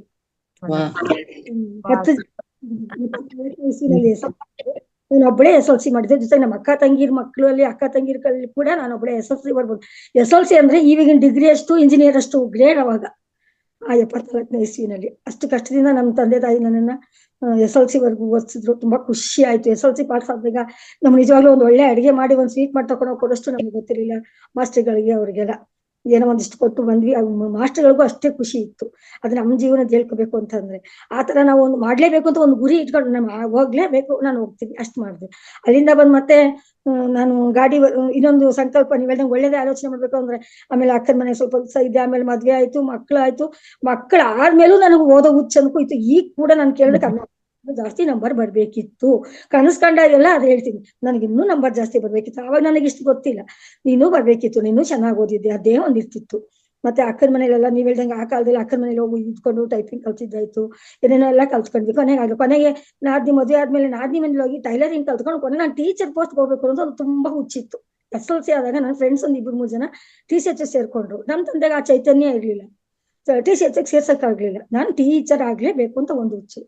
ಕೊನೆಗೆ ಎಲ್ಲಾದ್ರೂ ಆಗ್ಲಿ, ಕೊನೆಗೆ ಟೈಲರಿಂಗ್ ಟೀಚರ್ ಆದ್ರೂ ಆಗ್ಲೇಬೇಕು ಅಂತ ಹೇಳಿ ನಾನು ಎಕ್ಸಾಮ್ ಕಟ್ಟಿ ಎಕ್ಸಾಮ್ ಬರ್ದ್ರೆ, ಎಕ್ಸಾಮ್ ದಿವಸ ಕೂಡ ದೇವ್ರ ಸಂಕಲ್ಪ ಏನ್ ತಗೋತೆ. ಎಕ್ಸಾಮ್ 2 ದಿನ ಅನ್ನುವಾಗ ಇನ್ನು ಅಕ್ಕನ ಮನೆಗೆ ಬಂದ್ಬಿಟ್ಟಿನಿ ಬೆಂಗಳೂರಿಗೆ. ಎಕ್ಸಾಮ್ ನಿಂತೋಗಿತ್ತು. ಮತ್ತೆ ಹೋಗಿ ಎಕ್ಸಾಮ್ ಬರ್ದು ಅದನ್ನ ನನಗೆ ಕೊಟ್ಟು ಅದೇ ಸ್ಕೂಲಲ್ಲಿ, ಅದೇ ಒಂದು ಸಂಸ್ಥೆನಲ್ಲಿ ನಾನು ಟೀಚರ್ ಆದೆ. ಟೈಲರಿಂಗ್ ಟೀಚರ್ ಎಕ್ಸಾಮ್ ಕಟ್ಟಿ ಟೀಚರ್ ಆಗಿ ತಗೊಂಡ್ರು. 12 ವರ್ಷ ಅಲ್ಲಿ ಟೀಚರ್ ಪೋಸ್ಟ್ ಮಾಡಿದೆ. ಅದಾದ್ಮೇಲೆ ಮತ್ತೆ ಹೇಳ್ಬೇಕು ಅಂತಂದ್ರೆ ಆಮೇಲೆ ಗಾಡಿ ಓಡಿಸ್ಬೇಕು, ಯಾವ್ದಾದ್ರು ಒಂದು 2 ವೀಲರ್ ತಗೋಬೇಕು ಅನ್ನೋ ತುಂಬಾ ಹುಚ್ಚು ಬಂತು. ನೀವ್ ಹೇಳ್ದಂಗೆ ಒಂದ್ ಸಂಕಲ್ಪ ಇಟ್ಕೊಂಡು ನಾವು ಮಾಡ್ಲೇಬೇಕು ಅಂತ ಇಟ್ಕೊಂಡು ಅದ್ ಮಾಡೇ ತಿರ್ಬೋದು. 3 ವೆಹಿಕಲ್ ನಾನು ಇವಾಗ ತಗೊಂಡು 3 ವೆಹಿಕಲ್ ನ ಬಿಟ್ಟಾಯ್ತು. ಮೊದ್ಲು ಚಿಕ್ಕದಾಗಿ ಲೂನಾದಲ್ಲಿ ಒಂದ್ಸರಿ ಸಣ್ಣದಾಗಿ ನನ್ ಮಗಳು ಕೂರ್ಸ್ಕೊಂಡು ಹೋಗಿ ನನ್ನ ಮಗಳು ನಾನ್ ಕಲ್ತ್ಕೋತೀನಿ ಅಂತ ಮಾಡಿದ್ಲು. ತಾಯಿನೇ ಮೊದ್ಲು ಗುರು ಅಂದಂಗೆ ನನ್ನ ಮಕ್ಕಳು ನಾನೇ ಕಲ್ಸೋದು, ತಿರ್ಗಾ ಅವ್ರಿಗೆ ಡಬಲ್ ಜೊತೆಲಿ ಹೋಗೋದು. ಆ ತರ ಮಾಡಿ ನನ್ನ ಮಗನೂ ಕೂಡ ನಾನು ಗಾಡಿ ಕಲ್ಸಿದ್ ನಾನೇನೆ ನನ್ನ ಮಗನಿಗೆ. ಆ ತರ ಮಾಡಿ ಇವತ್ತು 3 ಗಾಡಿಗಳು ತಗೊಂಡು ಬಿಟ್ಟಾಯ್ತು. ಇವಾಗ ನನಗೆ ಅನ್ಸ್ತದೆ, ಈಗಲೂ ನನ್ಗೆ ಆಸೆ ಇದೆ, ಏನು ಈಗ ಇನ್ನೊಂದು ಹೊಸ ಗಾಡಿ ನಾ ಯಾವಾಗ್ಲೂ ಸೆಕೆಂಡ್ ಹ್ಯಾಂಡ್ ಗಾಡಿ ತಗೊಳ್ಳೋದು. ಯಾಕೆಂದ್ರೆ ಬೀಳಿಸ್ತೀವಿ, ಏಟ್ ಮಾಡ್ಕೋತೀವಿ, ಅದು ಇದು ಹೋಗುತ್ತೆ. ಹೊಸ ಗಾಡಿ ತಗೊಳ್ಳೋ ಚೈತನ್ಯ ಕೂಡ ಇಲ್ಲ. ಹಂಗ್ ಮಾಡಿ ನಾನೇ ದುಡ್ದು ನಾನೇ ಗಾಡಿಗಳು ತಗೊಂಡ್ ಮಾಡಿದ್ದೆ. ಜೊತೆಗೆ ಈಗ ನನ್ನ ಮಗನಿಗಷ್ಟಕ್ಕೆ ಹೊಸ ಗಾಡಿ ಕೊಡಿಸ್ತೆ. ಅದು 3-4 ಗಾಡಿ ಹೊಸದ ಬಂದಿತ್ತಂತೆ ಆವಾಗ ಕಂಪನಿಯಿಂದ. ಅಂತ ಗಾಡಿನ ಕೊಡಿಸ್ಬೇಕು ಅಂತ ಹೇಳಿ ನನ್ ಮಗ ಒಂದ್ ಗಾಡಿ ತಗೊಂಡ. ಅದಾದ್ಮೇಲೆ ಅವ್ನ ಮಗ ಮೆಡಿಕಲ್ ಮಾಡ್ಲೇಬೇಕು ಅಂತ ಕೂತ್ಕೊಂಡ. ಮಗನ್ಗೆ ಏನೇ ಕಷ್ಟ ಆದ್ರೂ ನಾನು ಮಾಡ್ತೀನಿ ಹೋಗೋ, ಅಷ್ಟೇ ತಾನೇ ಅಂದೆ. ಏನಾದ್ರೂ ನಾನು ದೊಡ್ಡ ಬೆಟ್ಟ ಅನ್ನಕ್ಕೆ ಆಗಲ್ಲ ಅಂತಿರ್ಲಿಲ್ಲ. ಅಷ್ಟೇ ತಾನೇ ನಾನು ಡಾಕ್ಟರ್ ಆಗ್ಬೇಕು, ಅಷ್ಟೇ ತಾನೇ ಇಂಜಿನಿಯರಿಂಗ್ ಸೀಟ್ ಕಟ್ಬಿಟ್ಟು ಬಂದ್ಬಿಟ್ಟಿದ್ದಾನೆ, ದುಡ್ಡೆಲ್ಲಾ ಕಟ್ಬಿಟ್ಟಿದ್ದಾನೆ. ಇನ್ನೇನ್ ಮಾಡೋದು? ಬಂದ್ ಮಲ್ಕೊಂಡ. ಗೌರಿ ಹಬ್ಬದ ದಿನ ಹೋಗಿ ಗಣೇಶನ್ ಬಿಟ್ಬಿಟ್ಟು ಬಂದ್ ಮಲ್ಕೊಂಡ. ನಾನು ಮೆಡಿಕಲ್ಗೆ ಹೋಗ್ಬೇಕು, ಫ್ರೆಂಡ್ಸ್ ಎಲ್ಲ ಬೇಜಾರ್ ಮಾಡ್ಕೊತವ್ರು ಕಣವ, ನೀ ಮೆಡಿಕಲ್ ಸೇರ್ಲಿಲ್ಲ ಯಾಕೆ ಅಂತ ಅಂದ್ರು. ಸರಿ ಅಷ್ಟೇ ತಾನೇ ಬಿಡ, ಒಂದ್ ಸೈಡ್ ಮಾಡ್ಬಿಟ್ಟು ಕಟ್ತೀನಿ. ಏನೋ ನೆಗ್ಲೆಕ್ಟ್ ಆಗಿ ಅನ್ಕೊಂಡು ಹೇಳ್ದಂಗೆ ಅದು ನೆರವೇರಿಸ್ಕೊಟ್ಟ ನನ್ ಮಗ. ಜೊತೆಗೆ ನಾನು ಮಾಡ್ದೆ ಅಂತ ನಾನು ಹೇಳ್ಕೊತಾ ಇರೋದಲ್ಲ, ದೇವ್ರು ನಮ್ಮ ಸಂಕಲ್ಪನ ನೋಡಿ ಈಡೇರ್ಸಕ್ಕೆ ನಾವು ಫಸ್ಟ್ ಸಂಕಲ್ಪ ಮಾಡಿ ದೇವ್ರ ಹತ್ರ ಕೋರಿಕೆ ಇಟ್ಕೊಂಡ್ರೆ, ಭಕ್ತಿಯಿಂದನೋ ಶಕ್ತಿಯಿಂದನೋ ಅಥವಾ ದೇವ್ರ ಸಂಕಲ್ಪ ಇತ್ತೋ ನಿಜವಾಗ್ಲೂ ನಾನು ಒಂದ್ಸರಿ ಅನ್ಸುತ್ತೆ ಎಲ್ಲ ನನ್ನ ಪೂರ್ವಾರ್ಜಿತ ಕರ್ಮನೋ ಏನೋ ಒಂದೊಂದು ಈಗ್ಲೂ ಸಣ್ಣ ಪುಟ್ಟ ನೋವುಗಳು ಇದ್ದೇ ಇದೆ, ಅನುಭವಿಸ್ತಾ ಇದ್ದೀನಿ. ಆದ್ರೂ ನನ್ನ ಮಗನ ಇದ್ರಲ್ಲಿ ಮಾತ್ರ ಗುರಿ ಇಟ್ಬಿಟ್ಟು ರಾತ್ರಿ 10 ಗಂಟೆಲಿ ಹೋಗಿ ಗಣೇಶನ್ ಬಿಟ್ಬಿಟ್ಟು ಬಂದ ಗಂಡ ಅಷ್ಟೇ ತಾನೇ ಹಾಕುವಂತದ್ದು. ಲಾಸ್ಟ್ ಒಂದ್ ಸೀಟ್ ಸಿಕ್ತು ನನ್ ಮಗನ್ಗೆ ಅಂಬೇಡ್ಕರ್ ಕಾಲೇಜಲ್ಲಿ ಮೆಡಿಕಲ್ ಎಲ್ಲ ಆಯ್ತು. ಬಂದ 3 ಲಕ್ಷ ಸಾಲ ಮಾಡ್ಕೊಂಡ್ವಿ, 4 ಲಕ್ಷ ಅಷ್ಟೇ ತಾನೆ ಅಂತ ಎಲ್ಲ ಬರ್ಕೊಟ್ಬಿಡು, ಒಂದು ಪೆನ್ಷನ್ ಇದೆಲ್ಲ ಬರ್ಕೊಟ್ಬಿಡು, ಅಲ್ಲೇ ಇದ್ ಬರುತ್ತಲ್ಲ ಕಾಲೇಜಿಗೆ ಸ್ಟೈಪಂಡ್ ಬರುತ್ತೆ, ಸ್ಟೈಪಂಡ್ ಎಲ್ಲ ಬರ್ಕೊಟ್ಬಿಟ್ಟ.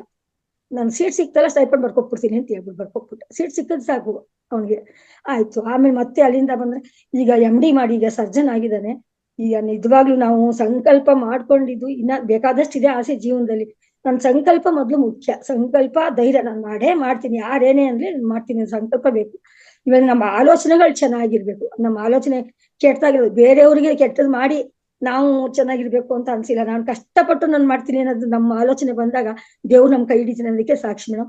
ನನ್ನ ಜೀವನ ಚರಿತ್ರೆ ಹೇಳ್ಕೊಂಡ್ಬಿಟ್ಟೆ, ಬೇಜಾರು ಮಾಡ್ಕೋಬೇಡಿ. ಇಲ್ಲ ಹೇಳ್ಕೊಡಿ, ಒಬ್ರಿಗೆ ಇನ್ಸ್ಪೈರ್ ಆಗ್ತದಲ್ಲ. Thank you madam, thank you madam. ಸ್ವಲ್ಪ ಗಟ್ಟಿಗಿರ್ಬೇಕು ಅನ್ನೋದಕ್ಕೆ ಹೇಳ್ದೆ ಮೇಡಮ್ ಅಷ್ಟೇ. Great. Yes ma'am, thank you so much. ಏನು ಬೇಜಾರಿಲ್ಲ ನಮಗೆ. ನಾಗರತ್ನ ಮ್ಯಾಮ್ ನಮ್ಮ ಹಿರಿಯ ಮಾಸ್ಟರ್ಸ್ ಇದ್ದಂಗ ನಮ್ಮ ವೇದಿಕೆಯಲ್ಲಿ ಶೇರ್ ಮಾಡ್ಕೋಬೇಕು, ಏನ್ ತೊಂದ್ರೆ ಇಲ್ಲ. ಯಾಕೆಂದ್ರೆ ನಿಮ್ಮ ಅನುಭವ ಇನ್ನೊಬ್ರಿಗೆ ಅಲ್ಲಿ ಏನೋ ಉಪಯೋಗ ಆಗುತ್ತೆ ಅವರಿಗೆ. ಹಂಗಾಗಿ ಯಾವ್ದೇ ರೀತಿ ಬೇಸರ ಇಲ್ಲ. Thank you so much Nagaratna ma'am. ನಮ್ಮ ಸುತ್ತೇಜ ಮ್ಯಾಮ್ ಬಗ್ಗೆ ಹೇಳ್ಬೇಕಂದ್ರೆ ಬೆಳಗಿನ ವೇದಿಕೆಯಲ್ಲಿ ನಿರೂಪಣೆ ಮಾಡ್ತಾ ಸಮಗ್ರ ಜೀವನ ಶೈಲಿ ಕೊಡ್ತಾ, ಅದೇ ರೀತಿ ನಮ್ಮ ಮಧ್ಯಾಹ್ನ ವೇದಿಕೆಯಲ್ಲಿ ನಿರೂಪಣೆ ಮತ್ತೆ ಸಮಗ್ರ ಜೀವನ ಶೈಲಿಯಲ್ಲಿ 15 ನಿಮಿಷ ಟಾಪಿಕ್ ಕೊಡ್ತಿದ್ರು. ಹಾಗಾಗಿ ಇವತ್ತು ನೋಡ್ರಿ ಅವ್ರ ಆಲೋಚನೆ ಹೇಗಿತ್ತಂದ್ರೆ, ನಾನು ಸಹ ನಮ್ ರಂಗನಾಥ್ ಸರ್ ಹೇಳ್ತಾ ಇದ್ರು ನಮ್ಮ ವೇದಿಕೆಯಲ್ಲಿ ಎಲ್ಲರೂ ಮಾಸ್ಟರ್ ಆಗಬೇಕು ಅಂತ. ನಮ್ಮ ಪತ್ರಿಸಿ ಸಂಕಲ್ಪ ಹೇಗಿತ್ತು ಅದೇ ರೀತಿ ನಮ್ಮ ರಂಗನಾಥ್ ಸರ್ ಗುರುಗಳು ಸಹ ಅವ್ರುನು ಏನು ಎಲ್ಲರೂ ಮಾಸ್ಟರ್ ಆಗಿರಿ. ಆಲ್ರೆಡಿ ಎಲ್ರು ಮಾಸ್ಟರ್ಸ್ ಅಂತಾನೆ. ಈಗ ಯಾರು ಚಿಕ್ಕವರಿಲ್ಲ, ಯಾರು ದೊಡ್ಡವರಿಲ್ಲ, ಯಾರವರು ಹಿರಿಯ ಮಾಸ್ಟರ್ಸ್ ಇಲ್ಲ, ಯಾರು ಚಿಕ್ಕ ಮಾಸ್ಟರ್ಸ್ ಇಲ್ಲ, ಎಲ್ಲರೂ ಮಾಸ್ಟರ್ಸೇ ಅಂತಂದೇಳಿ ನಮ್ಮ ಪತ್ರಿ ಸರ್ ಹೇಳ್ಬಿಟ್ಟಿದ್ದಾರೆ ನಮ್ಗೆಲ್ಲ ಆಲ್ರೆಡಿ. ಹಾಗಾಗಿ ನಮ್ಮ ಮೇಡಮ್ ಸಂಕಲ್ಪ ಅಥವಾ ಆಲೋಚನಾ ಶಕ್ತಿ ಹೇಗಿತ್ತಂದ್ರೆ ನಾನು ಸಹ ತಗೋಬಲ್ಲೆ ಅಂತಂದೇಳಿ. ಹಾಗಾಗಿ ಇವತ್ತಿನ ಕ್ಲಾಸ್ ಸಹ ತುಂಬಾ ಅದ್ಭುತವಾಗಿ ಬಂತು, ತುಂಬಾ ಚೆನ್ನಾಗಿತ್ತು. ಎಲ್ಲ 2 ಕಡೆ ವಾಯ್ಸ್ ಬ್ರೇಕ್ ಆಯ್ತು, ಬಟ್ ಅದನ್ನ ಮತ್ತೆ ಪುನರ್ ಮನನ ಮಾಡಿದ್ರಿ ನೀವು. ಓಕೆ ಮ್ಯಾಮ್, ಚೆನ್ನಾಗಿತ್ತು ಕ್ಲಾಸು. ಅದೇ ರೀತಿ ಮಾಸ್ಟರ್ಸ್ ನೆನ್ನೆ ವಿಡಿಯೋ ಯಾವ್ದಪ್ಪ ಅಂದ್ರೆ ಸತ್ಯ ಪಯಣ ಭಾಗ 4 ಅನ್ನೋದು ಇವತ್ತು ಚಾಟ್ ಬಾಕ್ಸ್ ಗೆ ಹಾಕಿದೀವಿ. ಎಲ್ಲರೂ ಲೈಕ್ ಮಾಡಿ, ಶೇರ್ ಮಾಡಿ, ಕಾಮೆಂಟ್ ಮಾಡಿ, ಒಂದು ಎಸ್ ಅಂತ ಒಂದು ಮೆಸೇಜ್ ಮಾಡಿ ಮಾಸ್ಟರ್ಸ್. ಇವಲ್ಲಿ 33 ಜನ ಇದೀವಿ ಮಾಸ್ಟರ್ಸ್. ಪ್ರತಿಯೊಬ್ರು ಲೈಕ್ ಮಾಡಿ. ಒಂದೇ ಒಂದು ಪ್ರಶ್ನೆ ಇದೆ ಮೇಡಮ್, ಒಂದೇ ಒಂದು ಪ್ರಶ್ನೆ ಇದೆ. Yes sir. ಒಂದೇ ಒಂದು ಪ್ರಶ್ನೆ ಇದೆ. ಧ್ಯಾನ ಮಾಡುವಾಗ ನಾವು ಒಂದು ಹಂತಕ್ಕೆ ನಾವು ಮಟ್ಟಕ್ಕೆ ಒಂದು ಬಂದಿದೀವಿ ಅನ್ನೋದು ಹೆಂಗ್ ಗೊತ್ತಾಗತ್ತೆ ನಮ್ಗೆ? ಒಂದ್ ಮಟ್ಟಕ್ಕೆ ಧ್ಯಾನ ಮಾತಾಡ್ತೀವಿ, ಆದ್ರೆ ನಾವು ಒಂದು ಹಂತಕ್ಕೆ ಮಟ್ಟ ಬಂದಿದೀವಿ ಅಂತ ನಮ್ಗೆ ಯಾವಾಗ ಬರುತ್ತೆ? ನಮ್ಗೆ ಯಾವಾಗ ಗೊತ್ತಾಗತ್ತೆ ನಮ್ಗೆ?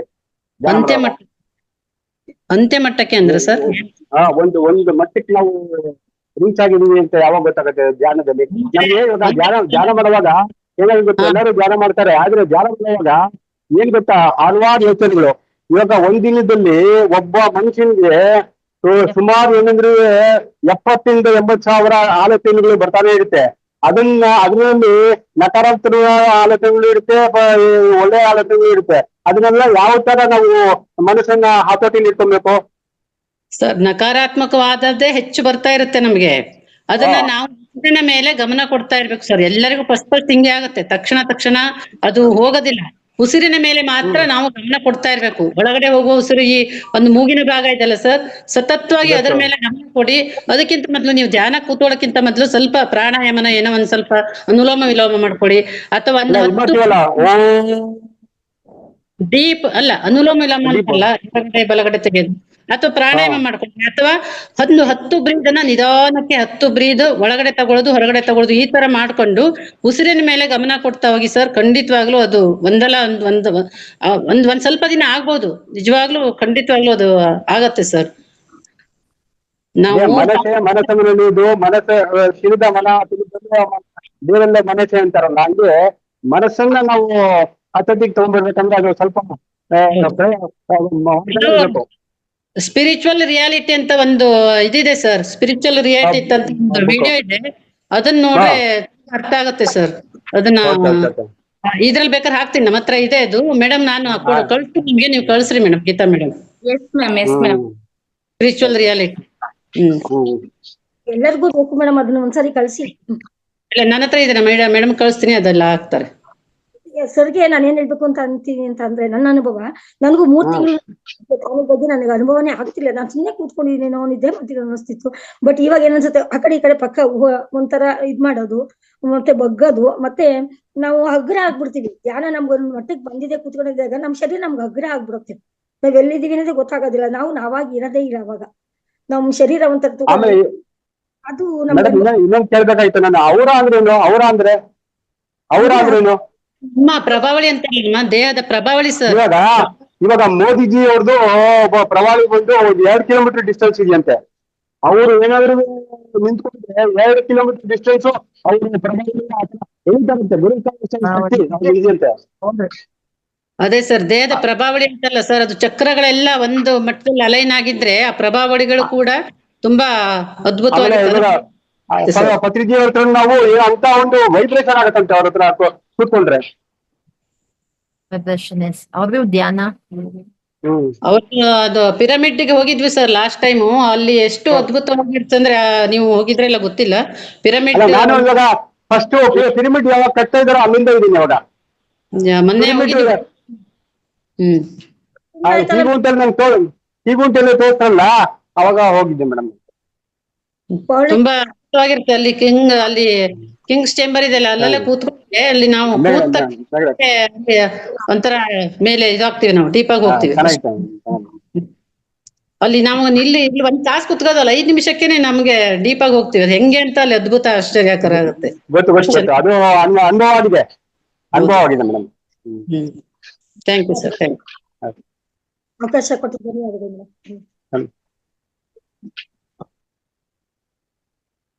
ಜ್ಯೋತಿ ಮ್ಯಾಮ್ ಮ್ಯೂಟ್ ಆಗಿದೆ ಮ್ಯಾಮ್. ಜ್ಯೋತಿ ಮ್ಯಾಮ್,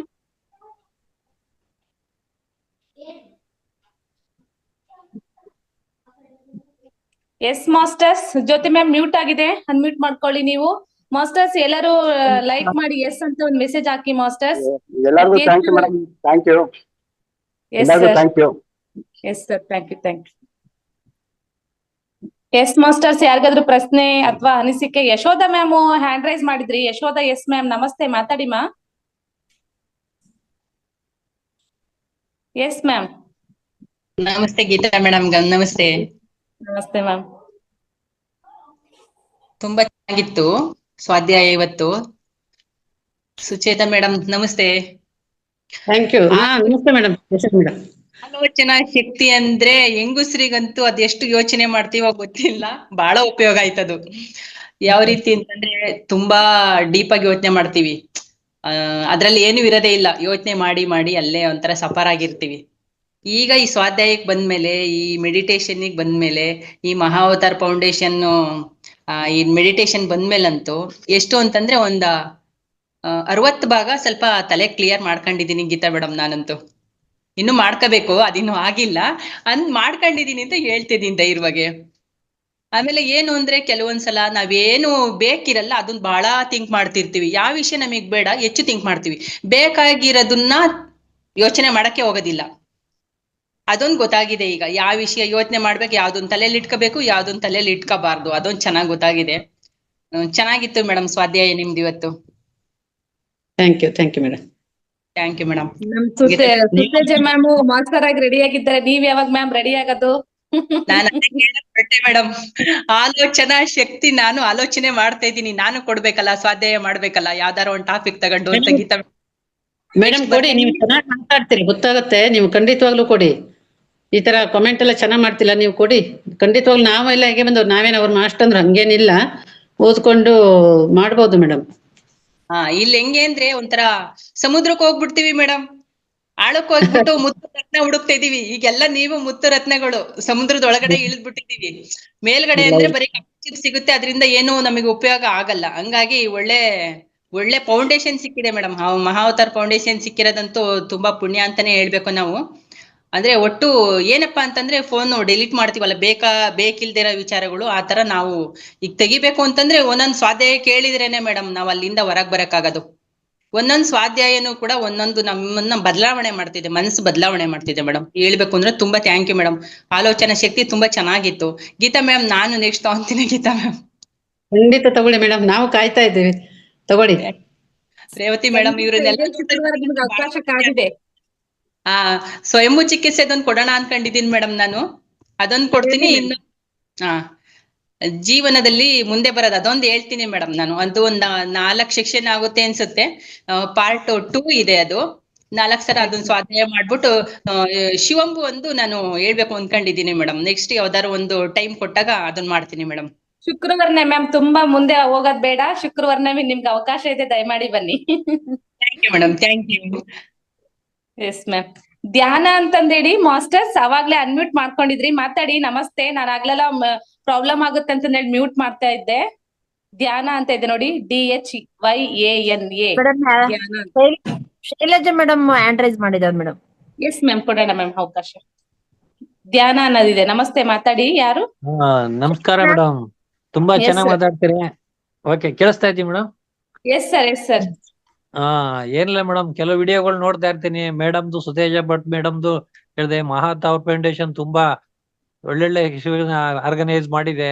ತುಂಬಾ ಸಾಕಷ್ಟು ವಿಡಿಯೋಗಳನ್ನ ಕೊಡ್ತಾ ಇದಾರೆ. ನೀವು ಚೆನ್ನಾಗ್ ಮಧ್ಯಾಹ್ನದ ಇದ್ರಲ್ಲಿ ತುಂಬಾ ಚೆನ್ನಾಗಿ ಮಾತಾಡ್ತೀರಿ ಮೇಡಮ್. ಎಲ್ಲ ಫ್ರೀ ಇತ್ತು, ಇವತ್ತು ಓಪನ್ ಮಾಡಿದ್ದೆ. ಅದು ತುಂಬಾ ಇಷ್ಟ ಆಯ್ತು madam. Thank you madam. Yes sir, thank you sir. ಎಲ್ಲಿದೆ ಸರ್ ನೀವು ಮಾತಾಡ್ತಾ ಇರೋದು? ಮೇಡಮ್ ನಾವಿಲ್ಲಿ Hanumanth Nagar, Bengaluru. Okay okay sir, okay sir. Okay, thank you. ಪ್ರತಿನಿತ್ಯ ಫ್ರೀ ಮಾಡ್ಕೊಂಡಾಗೆಲ್ಲ ನಮ್ಮ ವೇದಿಕೆಗೆ ಜಾಯ್ನ್ ಆಗಿ. ಆಗ್ಲಿ madam, thank you. Yes, thank you. Shailaja ma'am ನಮಸ್ತೆ, ಮಾತಾಡಿ.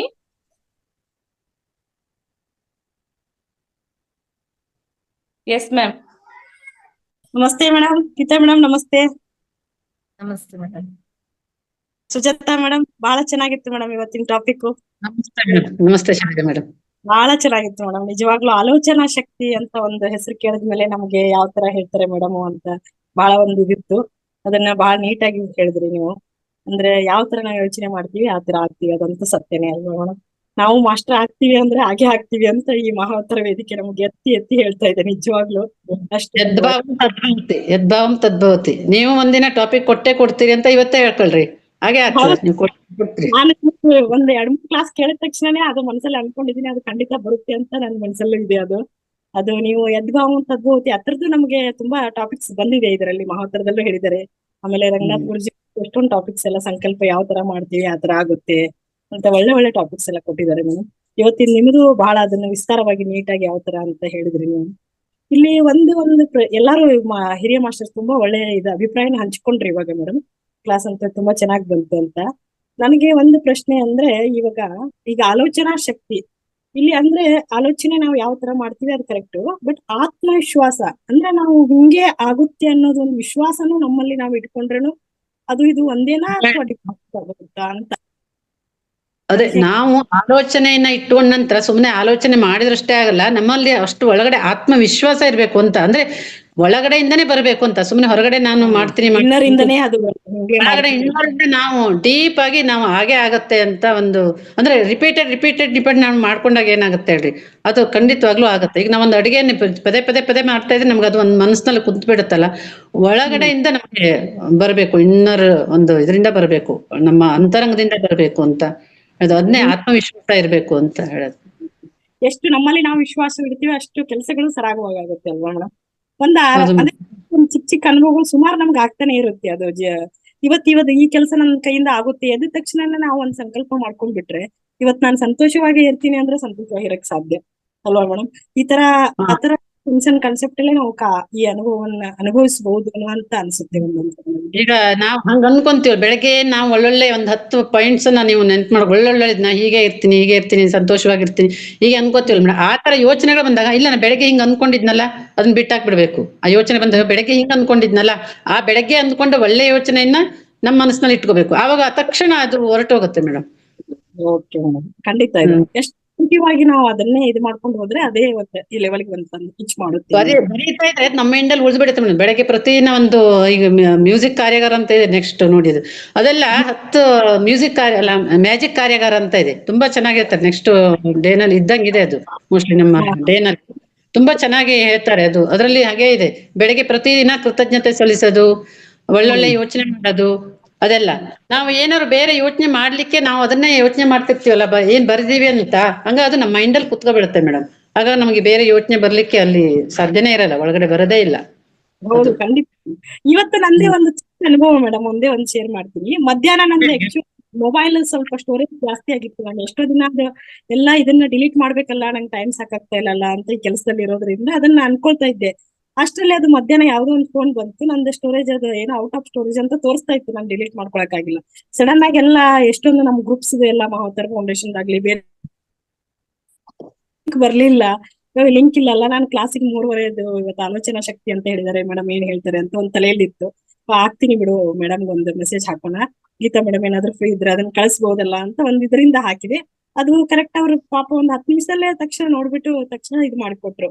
ಅಲ್ಲಿಗೆ ಮತ್ತೆ ಅದನ್ನ ನಾನು ಕ್ಲಾಸ್ ಜಾಯಿನ್ ಆದೆ. ಅಂದ್ರೆ ಯಾವ ತರ ನಾವ್ ಇಲ್ಲಿ ಇದು ಮಾಡ್ತೀವಿ ಅದು ಸತ್ಯನೇ ಅದು ಮೇಡಮ್. ಆ ತರ ದೇವರು ಅದನ್ನ ಕಾರ್ಯರೂಪಕ್ಕೆ ತರ್ತಾನೆ ಅನ್ನೋದೇ ಒಂದು ನನಗೆ ಹೇಳಕ್ ಇಷ್ಟ ಆಯ್ತು. ತುಂಬಾ ಚೆನ್ನಾಗಿತ್ತು ಮೇಡಮ್, ತುಂಬಾ ಧನ್ಯವಾದಗಳು. ಆಮೇಲೆ ಗೀತಾ ಮೇಡಮ್ ಒಂದೇ ಒಂದ್ ನಿಮಿಷ ಮಾತಾಡ್ಬಹುದಾ ಮೇಡಮ್? Yes ma'am. ಮೇಡಮ್ ಇವರು ಭಾರತಿ ಆರ್ ಅಂತ ನಮ್ಮ ಹೊಸ ಫ್ರೆಂಡ್, ನಮ್ಮ ಫ್ರೆಂಡ್, ಅವ್ರು ಮುಂಚೆಯಿಂದ ಫ್ರೆಂಡ್, ನಮ್ಮ ಫ್ಯಾಮಿಲಿ ಫ್ರೆಂಡ್ ಜಾಯ್ನ್ ಆಗಿದ್ದಾರೆ ನಮ್ಮ ಒಂದ್ ವಾರ ಆಯ್ತು ಕ್ಲಾಸ್ ಅಟೆಂಡ್ ಆಗ್ತಾ ಇದಾರೆ. ಜಾಯ್ನ್ ಆಗ್ತಿದ್ದಾರೆ, ಮಾತಾಡ್ತಾರೆ, ಎಷ್ಟು ಲವಲವಿಕೆಯಿಂದ ಮಾತಾಡ್ತಾರೆ ಮ್ಯಾಮ್ ಅವರು. ಟಾಪಿಕ್ ಅಕ್ಸೆಪ್ಟ್ ಮಾಡಿ ಅವ್ರನ್ನ ಇಲ್ಲಿ ಕ್ಲಾಸಿಗೆ ಇದು ಮಾಡಿದ್ದೆ ಮೇಡಮ್. ಅವರು ಬಹಳ ಇದಿದೆ, ಒಂದ್ಸಲ ಏನಾದ್ರು ಫ್ರೀ ಇದ್ರೆ ಮಾತಾಡ್ತಾರ ಅಂತ ನೀವು ಮಾತಾಡ್ಸಬಹುದು ಮೇಡಮ್. ಎಸ್ ಖಂಡಿತ ಮ್ಯಾಮ್, ಖಂಡಿತ ಎಲ್ರಿಗೂ ಅವಕಾಶ ಇದೆ ಇಲ್ಲಿ. ಇದಕ್ಕೆ ಹೋಗಿ ಬಂದಿದ್ದಾರೆ ಮಹೋತ್ತರದ್ದು ನಮ್ದು ಇಲ್ಲಿ ಇದರಲ್ಲಿ ಇದೆ ಆಫೀಸ್ ಇದೆಯಲ್ಲ, ಅಲ್ಲೆಲ್ಲ ಹೋಗಿ ಸರ್ಗೆಲ್ಲ ಭೇಟಿಯಾಗಿ ಬಂದಿದ್ದಾರೆ ಗುರುಜಿಗೆಲ್ಲ. ನಿನ್ನೆ ಮೊನ್ನೆ ಎಲ್ಲ ಮಾತಾಡಿದಾರೆ, ಇವತ್ತು ಯಾಕ ಧ್ಯಾನದಲ್ಲೆಲ್ಲ ಇದ್ ಮಾಡ್ಕೊಂಡಿದ್ರು, ಬಟ್ ಇವಾಗ ವಿಡಿಯೋ ಆಫ್ ಮಾಡ್ಕೊಂಡಿದ್ದಾರೆ ಅಷ್ಟೇ. ಭಾರತಿ ಮಾತಾಡ್ತಾರೆ ma'am. Thank you madam, thank you. Yes ma'am, thank you ma'am. ನಿಮ್ಮಂತೂ ತುಂಬಾ ಲವಲವಿಕೆ ಮೇಡಮ್, ಮಾತಾಡಿದ ಕೇಳಿ madam. Thank you very much. Thank you. Thank you ma'am. Yes Suteja ma'am, ಇವತ್ತಿನ ಕಾರ್ಯಾಗಾರ ಅಂತೂ ತುಂಬಾ ಅತ್ಯುತ್ತಮವಾಗಿ ಮೂಡಿ ಬಂತು. ಆದಷ್ಟು ಎಲ್ಲರೂ ಜ್ಞಾನವನ್ನು ಪಡ್ಕೊಂಡ್ವಿ. ಅದೇ ರೀತಿ ಒಂದ್ ಮುದ್ರೆ ಬಗ್ಗೆ, ಒಂದು ಪತ್ರಿಜಿ ವಾಣಿ ಬಗ್ಗೆ ನಮ್ಮ ಮಹೋತ್ತರ ಫೌಂಡೇಶನ್ ನಮ್ಮ ರಂಗನಾಥ್ ಸರ್ ಅವರು, ನಾವು ನೀವೆಲ್ಲ ಸೇರಿಕೊಂಡು ಒಂದು ಅವಕಾಶವನ್ನು ಮಾಡ್ಕೊಟ್ಟಿದ್ದಾರೆ, ಒಂದು ವೇದಿಕೆಯನ್ನು ಕಲ್ಪಿಸಿಕೊಟ್ಟಿದ್ದಾರೆ ಇಂತ ಜ್ಞಾನವನ್ನು ಪಡೀಲಿಕ್ಕೆ. ಅವ್ರಿಗೂ ಸಹ ಒಂದು ಕೃತಜ್ಞತೆಯನ್ನು ತಿಳಿಸುತ್ತಾ, ಪತ್ರಿಜಿ ಗುರುಗಳಿಗೆ ಒಂದು ಧನ್ಯವಾದಗಳು ತಿಳಿಸುತ್ತಾ, ಮಾಸ್ಟರ್ಸ್ ನಮ್ಮ ಸುತೇಜ ಮ್ಯಾಮ್ ಅದ್ಭುತವಾದ ಕ್ಲಾಸ್ ಕೊಟ್ಟಿದ್ದಾರೆ. Thank you so much. ಎಲ್ಲ ಮಾಸ್ಟರ್ಸ್ಗೂ ಧನ್ಯವಾದಗಳು. ಕಾರ್ಯಕ್ರಮವನ್ನು ಸಂಪನ್ನಗೊಳಿಸೋಣ ಮಾಸ್ಟರ್ಸ್.